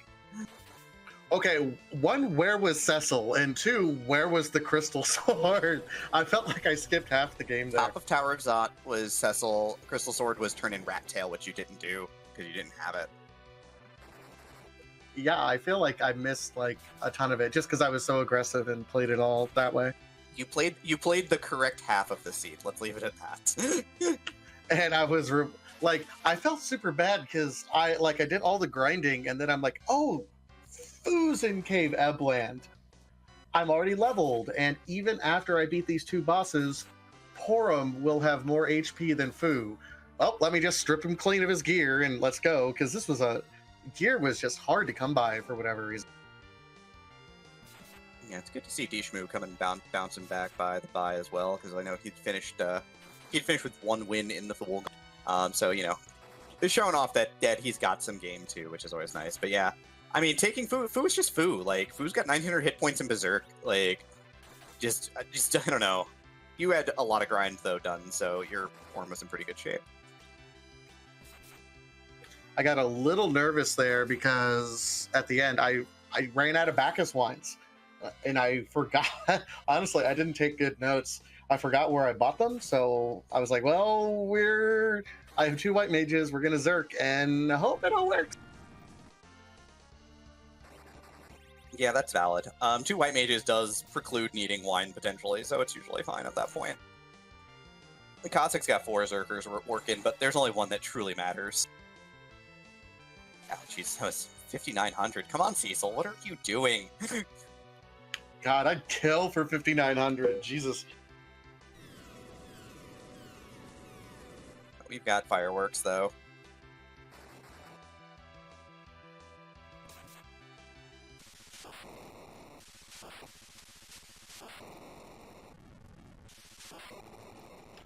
Well, cool. I'm unless you guys have any more questions for me, I'm going to take off. I'll let my stream roll. Thank you guys for doing the commentary. Thanks the whole community for helping out and putting this together. So scrubs like myself that missed out on Bull Gauntlet have a chance to pretend we're not bad. You're not bad. No, and it was a pleasure watching you. You did fantastic, and GG again on your 3rd place finish. Appreciate you guys so much. Thank you. Yeah, I'll let my stream roll so you guys can give it up. Thanks so much, everyone. Thank you, Vatasia. And that was Vatasia, our 3rd place finisher. And it looks like we have, I don't know if we've got a little bit of technical difficulty. It's on Dr. his Cossacks. end. Just FYI. Yeah, but we see Medio. We're gonna... It's fine.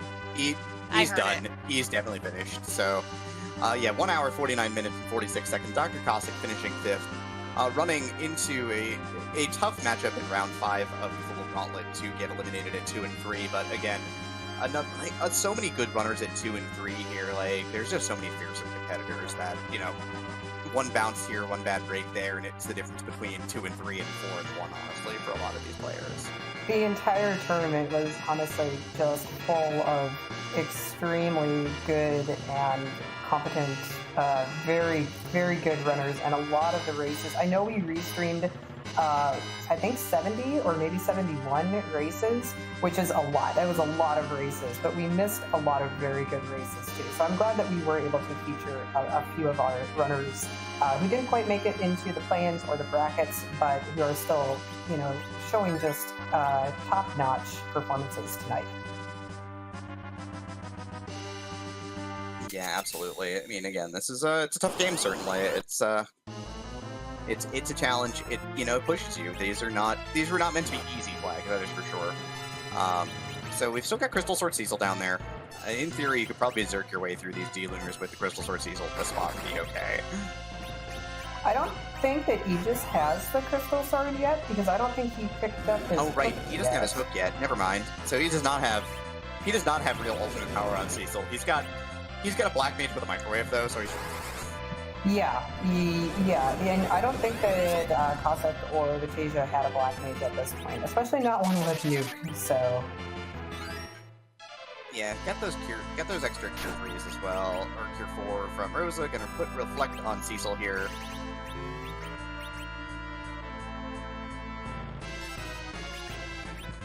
Fry's found himself in Ashura. This looks like it's in one of the lunar subterranean spots, but I didn't catch where exactly he is. He might be doing top-down. He's probably doing top-down. And so first Lunar Dragon is in the process of being shoved in the microwave and getting punched in the face by Fire Claw Yang, so that's pretty great. So, first Dragon down. Rose is even in the microwave. Oh my. I was gonna say Nuke and White. Yeah, this lunar bone dragon is not long for this world. That's a problem. Took an attack there. Wall is up. Uh-oh. The microwave missed. The reflected microwave did not land. Probably targeted on Kane, so just missed. Wow, very lucky break for Aegis there. Yeah, Rose is gonna die though. Yeah, his Rose is about to go down, so this is still looking a little dicey. Hopefully his Yang, well, I think his Yang is about to go down too. Yeah, Yang's gonna burn out here. Looking at Quake, because Quake will get through the reflect. going to point a Cure 3 at the Quake Kid here, so going to try and keep Quake Kid alive. Keep hope alive here. These D-Lunars were real nasty, so... Yeah, this boss is not usually considered one of the worst bosses, but I think that in their vanilla location, runners maybe just forget how nasty they can be if not treated with the proper respect. Yeah, they're fairly quick and they do a good amount of damage, but the Quakes are going to be more than enough here, so just gonna shake them down real quick and finish up this spot. Gonna get Ozu's Gauntlet, gonna get an Artie Bow.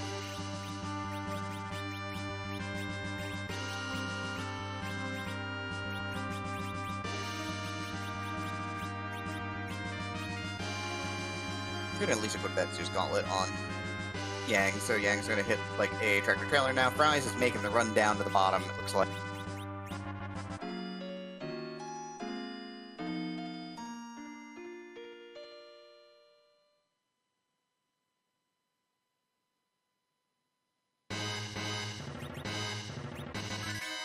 So we've got Aegis who's down here right now, taking a save. Gonna keep clearing. Gonna find out that there is a good friend on the altar here, the dim pale. The dim sum of dragons? No, not really. Just the dark light of dragons.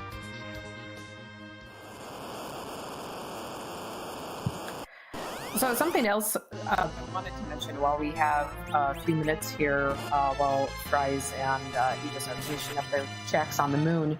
For anyone who's watching or even participating and watching the VOD later on and is interested in these community-style races, we are planning on bringing back our community races next week.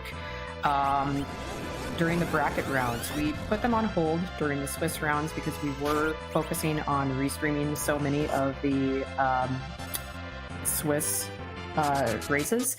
But now that the Swiss rounds are over and we're going into brackets, we will have a little bit more time that we can go back to the community races. So keep an eye out this weekend. We'll probably have a little bit more information and possibly some flags available, but we are planning on bringing back the community races next week.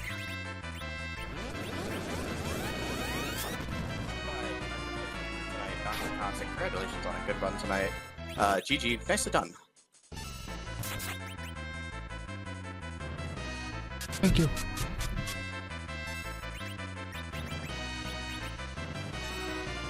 So I know at the end of the day you've had some ups and downs with these particular flags. Overall, when you think about it, how did you enjoy the football gauntlet? How was it for you as an experience? Well, the matches were a little rough, but I enjoyed the flags.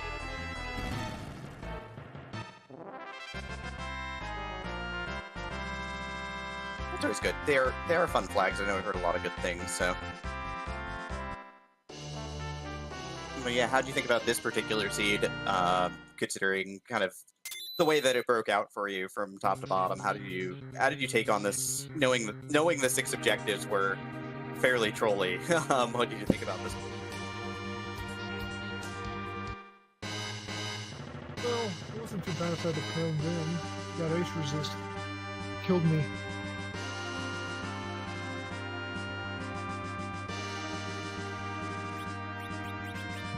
Yeah, Pale Dim in that spot is definitely no joke. He gave Vitasia some trouble as well that we saw on the restream. What were you at all worried when you saw Wyvern as one of your required objectives? Yes, I forgot which one was on, so I went for Starballs. Yep, we talked about that right at the beginning of the race, but we did turn the Witchburn flag on for you. It turned out to be pretty nice this time, but we did talk about some other openers that it could have been, so never a bad thing to have those Star Veils available, just in case it could have been something a little bit nastier.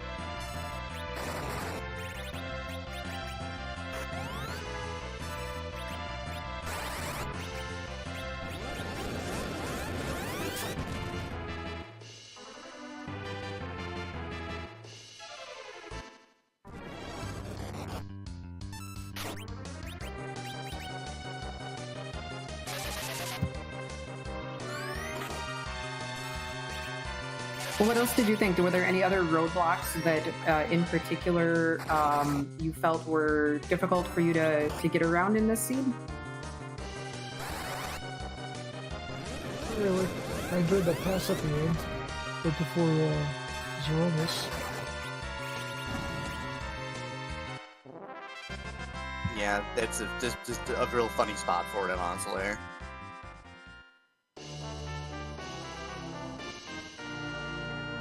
No, he just got the text box glitch and may not realize that he has the hook on hand here, because he's gonna check his items first and realize that you should realize his inventory is full and he didn't get a dialogue box, which means this had to be the hook. Oh, yeah, he needs to go into his tracker to actually confirm that. That's hilarious. His inventory is completely full. So he either got a duplicate item or he got the hook. And we know it's the hook. So we're going to use this beautiful track menu and he's going to see the hook lit up and go, oh, I'm done, let me get out of here.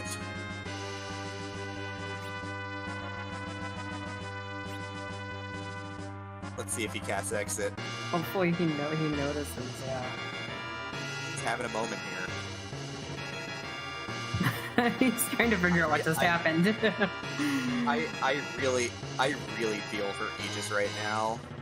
You can almost hear the gears turning. Like he's like, what is going on? Oh, where was the spoon? I didn't get it. Spoon was Baron Castle, I believe. Or it might have been the Odin spot. It was somewhere behind the Baron Key. Yep, and we are also joined by Fries. I could have gone to Quinzerk. Oh well. You could have had all the Zerkers, yes.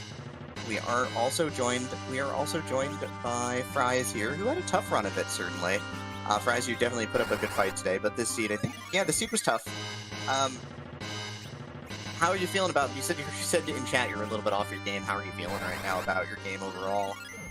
I thought I was doing all right to start out with it, and just felt like it was wrong decision after wrong decision. And I'm just like, oh, I gotta get something somewhere. And then everything was just punishing me wherever I tried to look. And I'm just like, all right, I'm just off of it tonight.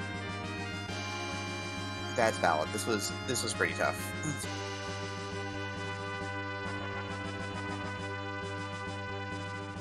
Yeah, that egg grind would have worked out a little better had I had that 10th key item. I'm just like, where is there a 10th key item?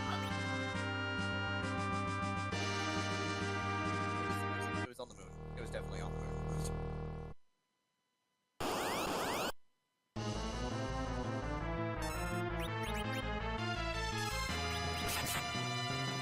But yeah, that's kind of how it goes sometimes. You know, you've got to grind up a little bit. You got to sort of balance it out. You stayed on the earth because it seemed like the sensible play at that point, given your levels, and you know, sometimes good, sometimes not.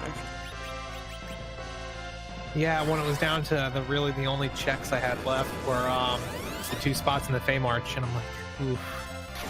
All right, well, we'll see how this goes.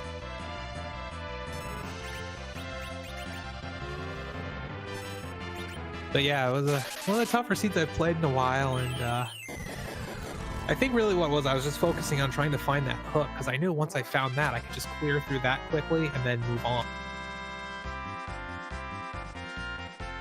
Yeah, that was a sensible decision. You leave the moon for last, you get the hook on the earth, and you just go up and do the Mosmune altar right at the end of the game anyway, so you're done.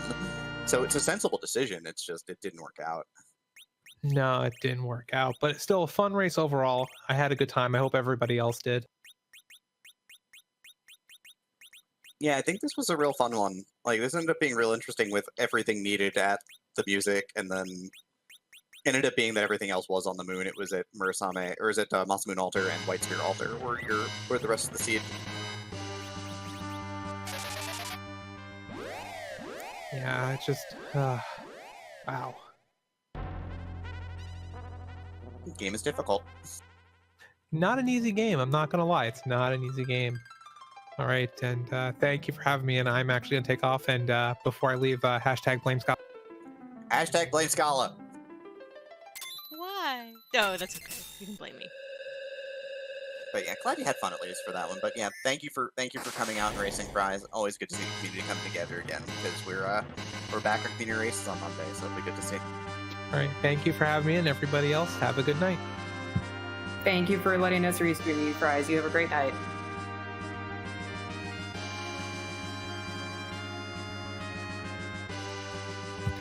Poydrak is wanting to take the credit here. Apparently, we're supposed to hashtag blame Poydrak for this.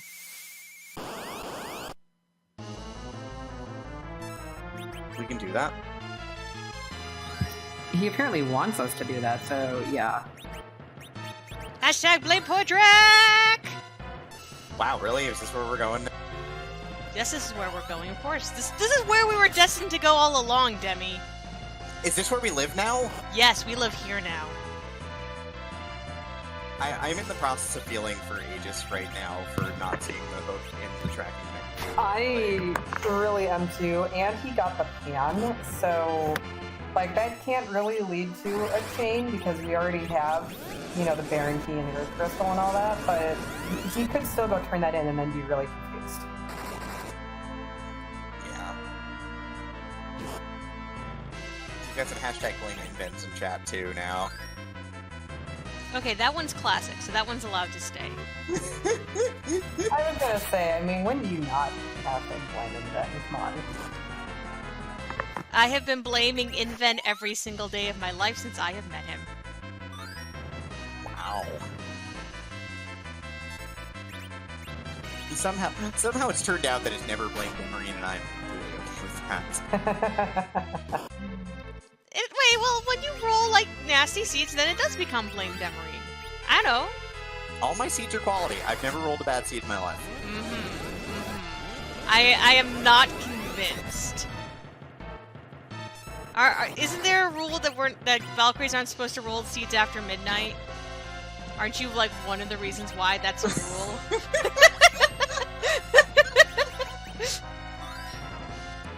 Yes. Yes, I am. Actually, I believe the rule in particular for me is no Final Fantasy after midnight, because that's when things go bad. Oh, Final Fantasy after dark? Ooh. Ooh. Alright, well, Aegis has nuked and whited through Asura, so leaving nothing but ash there.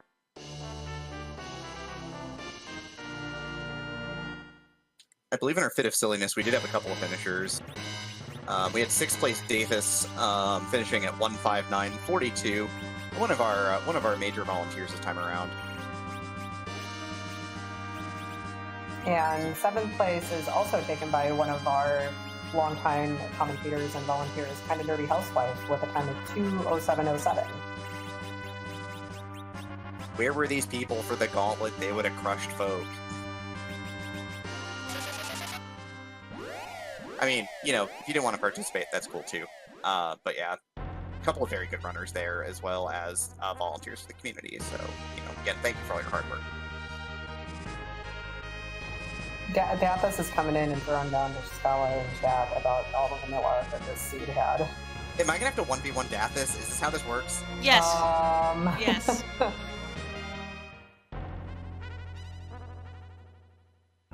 I don't know. He's saying come at me. Oh, and Aegis is full clearing the moon. Gonna go, what was this? This was Odin at this spot in the Bahamut Cave.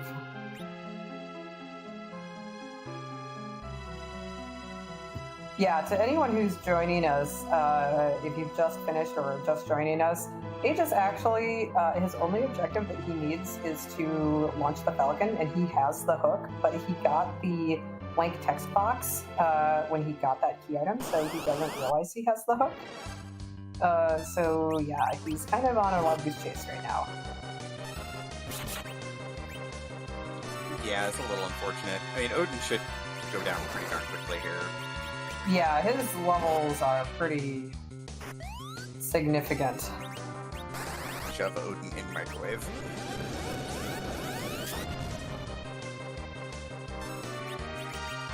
Did he name his characters after, like, Arthurian knights? Indeed.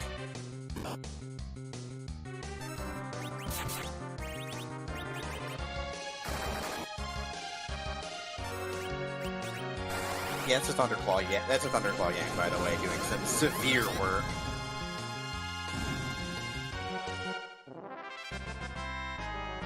Oh yeah, that Odin was not long for this cave.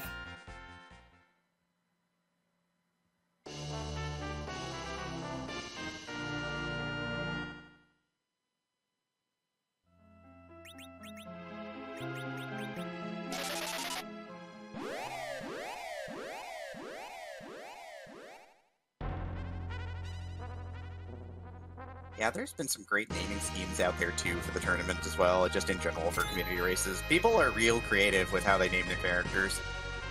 Yeah, I like the naming schemes that some of the people come up with. And I appreciate too when people name their characters after members of the community. That's always kind of fun to see. As long as you name forum rivers, it doesn't matter what you name the rest of them. What? I'm helping. Oh. Hashtag Marine helps. Hashtag please don't ban me. Alright, he's picking it up. Alright, he realized. Okay, yay, he does. Okay, now he's gonna have Crystal Sword, Adamant Cecil. Very short. If he turns in the rat tail, he knows he doesn't need to turn it in. Oh, that's true. Oh, he went right over it too. Oh. He went for the pigtail. Is he gonna turn it in? Turn it in. Turn it in. Turn it in. It. Yeah. He's doing it. Yes, he's doing it. He did it.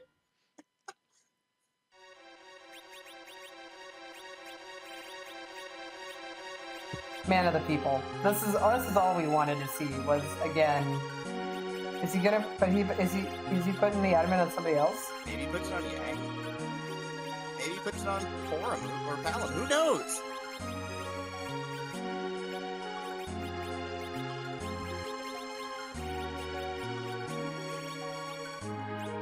He's thinking it over.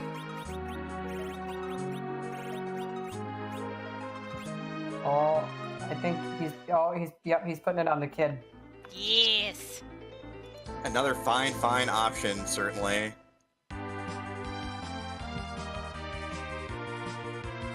Yeah, that kid is going to be doing some massive nuke damage against his aromas. Quad 9s are bust.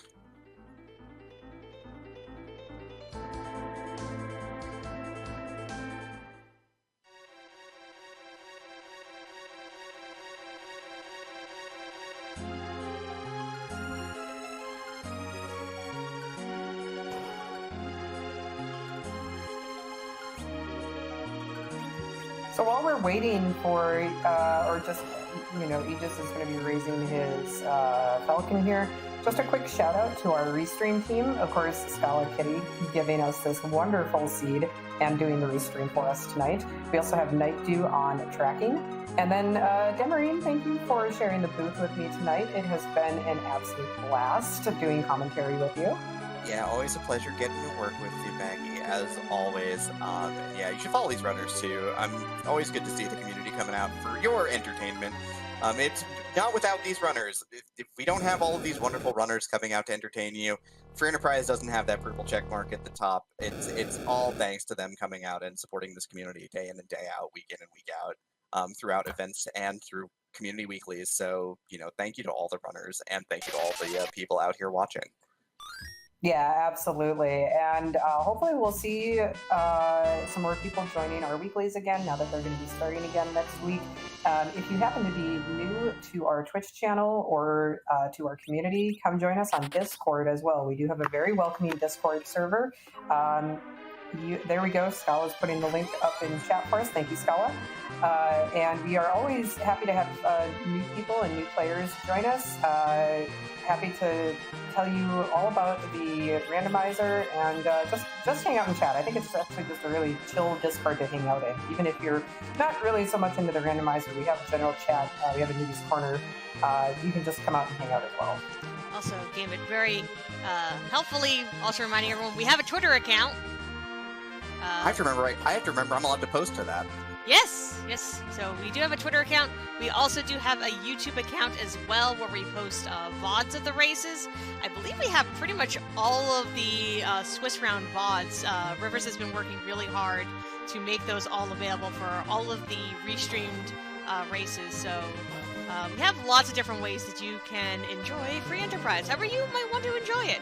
There are plenty of people who like to just watch, who like to just play casually. Yeah, and that's super valid. Yep, you don't need to participate in races any more than just watching like what we're doing tonight, or you can play. We have a seat of the week on our Discord, which is just a super casual. You have a week to play it, and you can post your time against anybody else who has played it within that week, and see how you stack up. And the flags change every week, so every week it's a little something different. Sometimes they're super easy, sometimes they're kind of hard. But I think Pinguinator is in charge of that, and he changes it up every week so you get a little taste of something different. But yeah, I mean, we'd love to have you as always. I mean, again, anywhere from do hardcore racer to I just hang out to occasionally watch and play the game casually on my own stream or anything, or just come to watch and you just need to get that info on when things are coming. When races are coming down the pike, that's also awesome. I know if you're here to learn, we did a series of runner reviews of races from the Swiss rounds. I know I ended up doing one for one of my losses, which was a lot of fun, but also hopefully was very educational, so there's a chance to, learn a lot about the game as well. There's some quad 9s from the kid. Yeah, this D-Mist is going to get shoved in the microwave and nuked, maybe get stabbed with a crystal sword a couple times. Yeah, this isn't going to be pretty. Second nuke lining up right now. Should get out before the mist goes off. Oh, even pulling out the Berserk. Gonna take a lot of swings at Misted D-Mist here at this point. It looks like that was not a quad 9s, but it's more than enough. Jeez. Oh, okay, so D-Mist did not even turn into Mist. Just turned into a pile of ash. Yep, turned into smoke, and we're gonna get our Falcon momentarily. We have the pass ready to go. We're gonna get one more taste of that Dracula mess here tonight on our restream for Aegis, and I think that Dracula mess is not gonna be long for this world either. Nope. If you want the maximum Dracula experience, go find a YouTube video of bloody tears and crank that in the background, because that's how this is gonna happen. 8th place finisher, Rex Roll, one of our favorite commentators, restream leads, helper of the community, finished at 1-4 in the Fabul Gauntlet because, again, these flags were tough, and he had a couple of real bad bounces along the way, but 2:15.01 for an 8th place finish tonight, so solid finish for him. GG, Rex.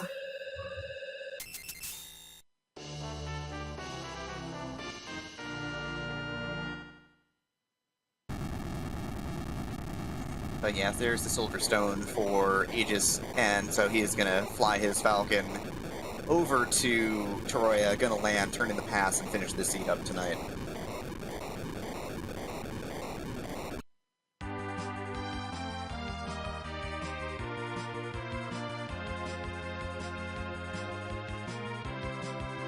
Marinoko breaking out, saying maybe recommending Heart of Fire instead for the Dracula fight. Another good choice, certainly.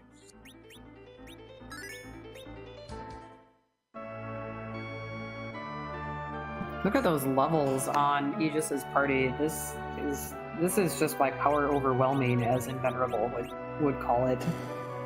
Gonna get some flex on here.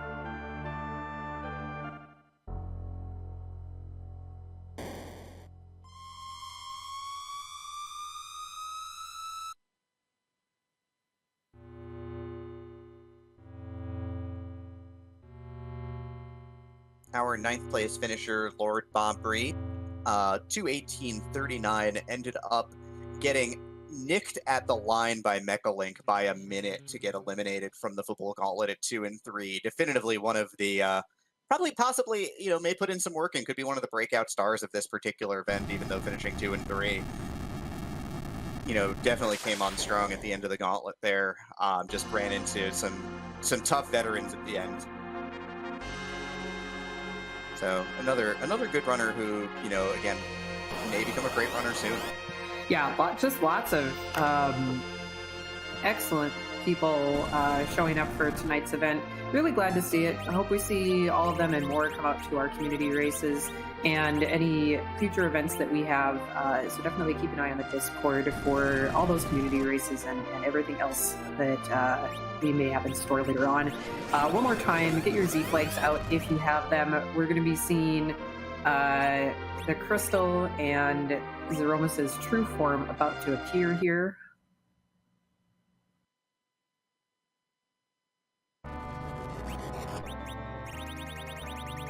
And we're going to see the Bacchus wines flow here pretty freely here, but is going to stop first, and yeah, I'm going to Bacchus Cecil here, because Cecil's got the crystal sword. Cecil's got the goods. The business end of the business. It's the pointy end.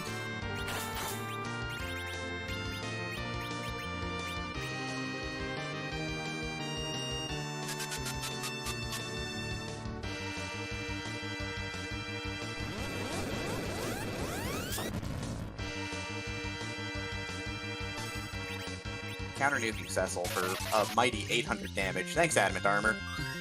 Ooh, that's scary. Ooh, that's big damage. Ooh. Yeah, I'm actually real frightened right now. I'm afraid. I'm afraid that this fight might not go. Oh, jeez. Comes the Big Bang.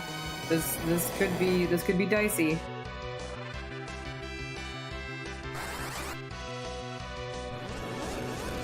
That Big Bang actually did more damage than the nuke did. That's pretty impressive, honestly. But yeah, the power overwhelming is coming on here. 8505 from the kid. Cecil's got the wine working. Yang's got the wine working.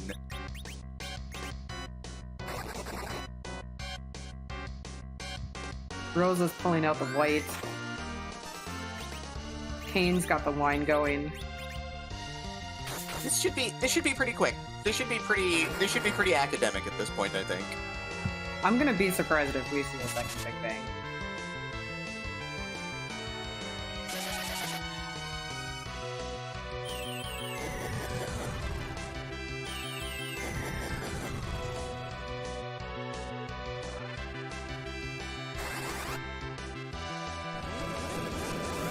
Yeah, this is some pretty severe damage right now.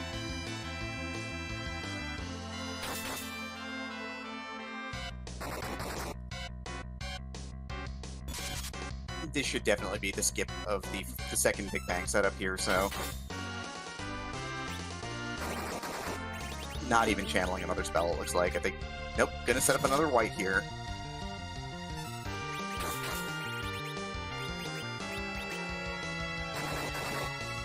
That Cecil with the 5,300 damage is just...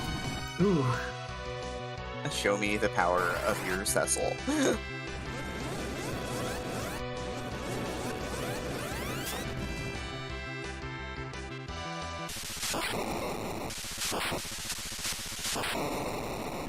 Reflected Nuke, though, finishes the job here. We get the, that was a lot of damage in a very small amount of time here. So GG to Aegis, finishing in 10th place tonight, 22-52. Did the Earth clear, which made a lot of sense. Ended up not paying off, which is kind of the nature of the game sometimes. But otherwise had a pretty solid run through this.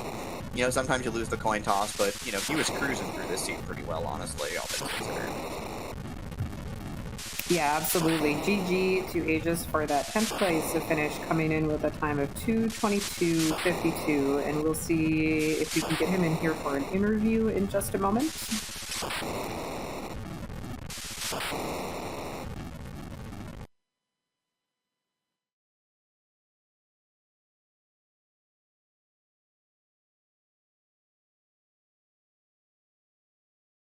Yeah, he just picking up a couple of wins against a couple of great opponents along the way in the Fabul Gauntlet. Ended up finishing at 2-3. Took a bit of an unfortunate pairing in round 5, catching a 3-1 opponent in round 5. And still, yeah, Clefaire's a tough opponent, certainly. But, definitely put on a show throughout and was never not competitive, which was always good to see.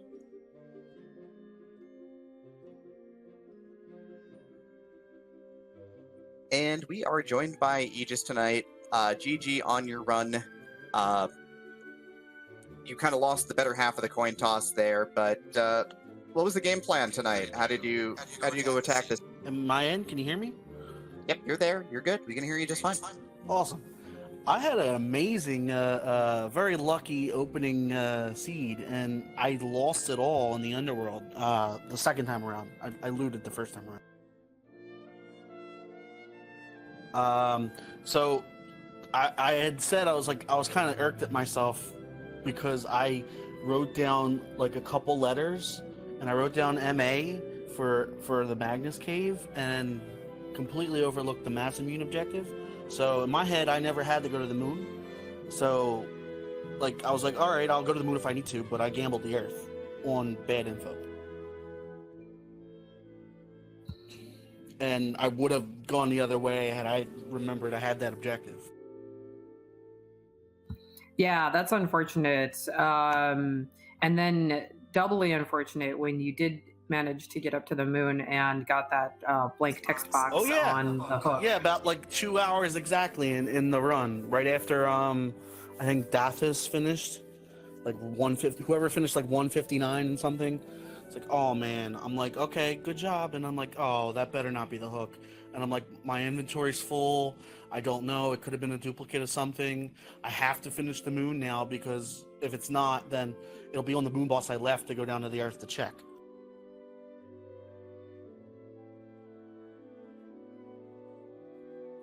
Yeah, and you got through those bosses, the rest of the bosses on the moon pretty quickly, so you didn't lose a lot of time, but we were really feeling for you when, we knew that you had the hook, and could tell that you were unsure if that's what you had gotten, and knew that you were making those checks because you didn't want to have to come back up to the moon if that was not what you had gotten with that blank text box. So that was just a very unfortunate play for that blank text box coming up. I mean, it really affected everything, that botched objective thing, because I grinded on eggs. I did a couple, and I'm like, oh wait, I've got 9 key items. I was counting. Like, oh, let me grab that 10th one, and I got it, and I'm like, all right, I'll finish up the grind here. Kind of messed up my grind a little bit. Didn't think I had enough. Had to go back, finish the Ogopogo fight. But I would have done none of that again had I known the moon was an objective, because I had sirens, I had the hourglasses. That would have been the better call right there. And like almost any of the moon objectives would have gotten me to the 10th one instead there. Well, all things considered, I think that you played very well, and even full clearing the Earth as you did, we were talking about it when you did it, that could have been the right play. If the hook had been behind any of those checks, you got that Baron key, the hook could have been somewhere in Baron Castle or behind a chain that led to it. If that had been the right play, that would have put you right back in the race, because everybody else did go to the moon fairly early and was doing all those moon checks. But if the moon didn't have the hook, and you had found it instead because you were full clearing Earth, you would have been right back in it. So I don't think it was you misplaying in any way. I think it was just rando gonna rando. Yeah, lots of chase.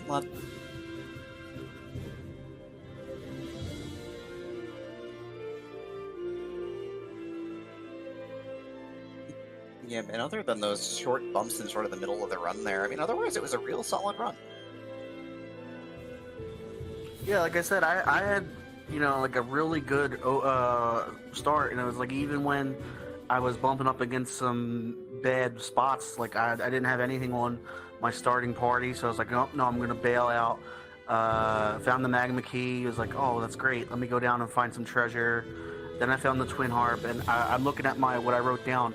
I wrote down the twin harp as an objective instead of like the Magnus thing, and then when I wrote down MA for Magnus, in my head, I'm like, oh, great.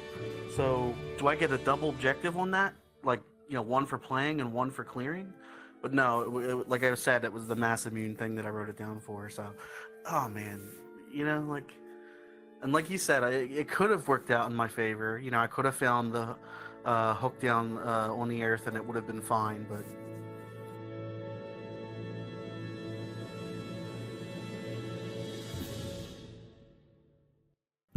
Well, what do you think of the 2v or the 1v1 style of the Fabul Gauntlet compared to something like this with the lots of entrants?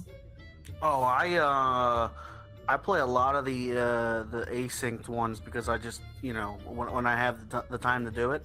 I very rarely finish first. I think like before this Gauntlet thing, to force somebody into a first place finish, I might have like one or two first race clears. Like I'm almost never playing for first place because I know it's just not going to happen, or at least it hadn't up to this point. I just wasn't that good at my routing and management and stuff to count on that. So I was kind of like locked into the whole just do the best you can and try to like improve on yourself. So I like these community races. That said, the 1v1 is it's my first time with that, and I had a lot of fun with that too. So I think I'll be doing both kinds of events from now on. And if there's another one of these community events, as we go into the brackets, I'm all for it. I'll do this again. It's so much fun. Excellent. Well, glad to hear it. Did you have any other final thoughts on this seed or on the Fabul Gauntlet in general? So the Fabul Gauntlet, it's great. You're like a couple people pointed out, you're probably going to do like most, if not all, the objectives, just based on what your 5 chosen objectives are. So you're going to wind up doing most of full clears usually, or it's pretty rare for you to get like a really jet seed.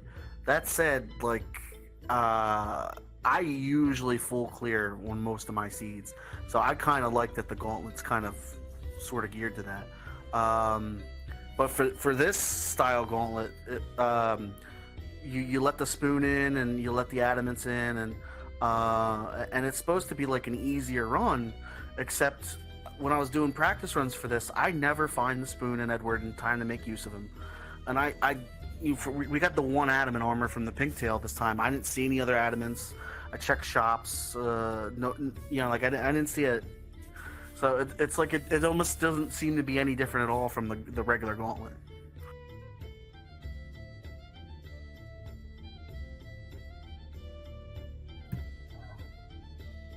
Well, thank you so much for being one of our featured runners and for participating in our race tonight. And hopefully we'll see you in our community races, which are restarting next week. Keep an eye on Discord for that. And GG on your finish tonight. Oh yeah, I'll be in one of as many community races as I can actually get into. Like they're usually around this time of day. I would hope, if possible. I'd love to do this again, like I said. And the restreaming thing is actually kind of fun once you get through the nerves of doing it the first couple times.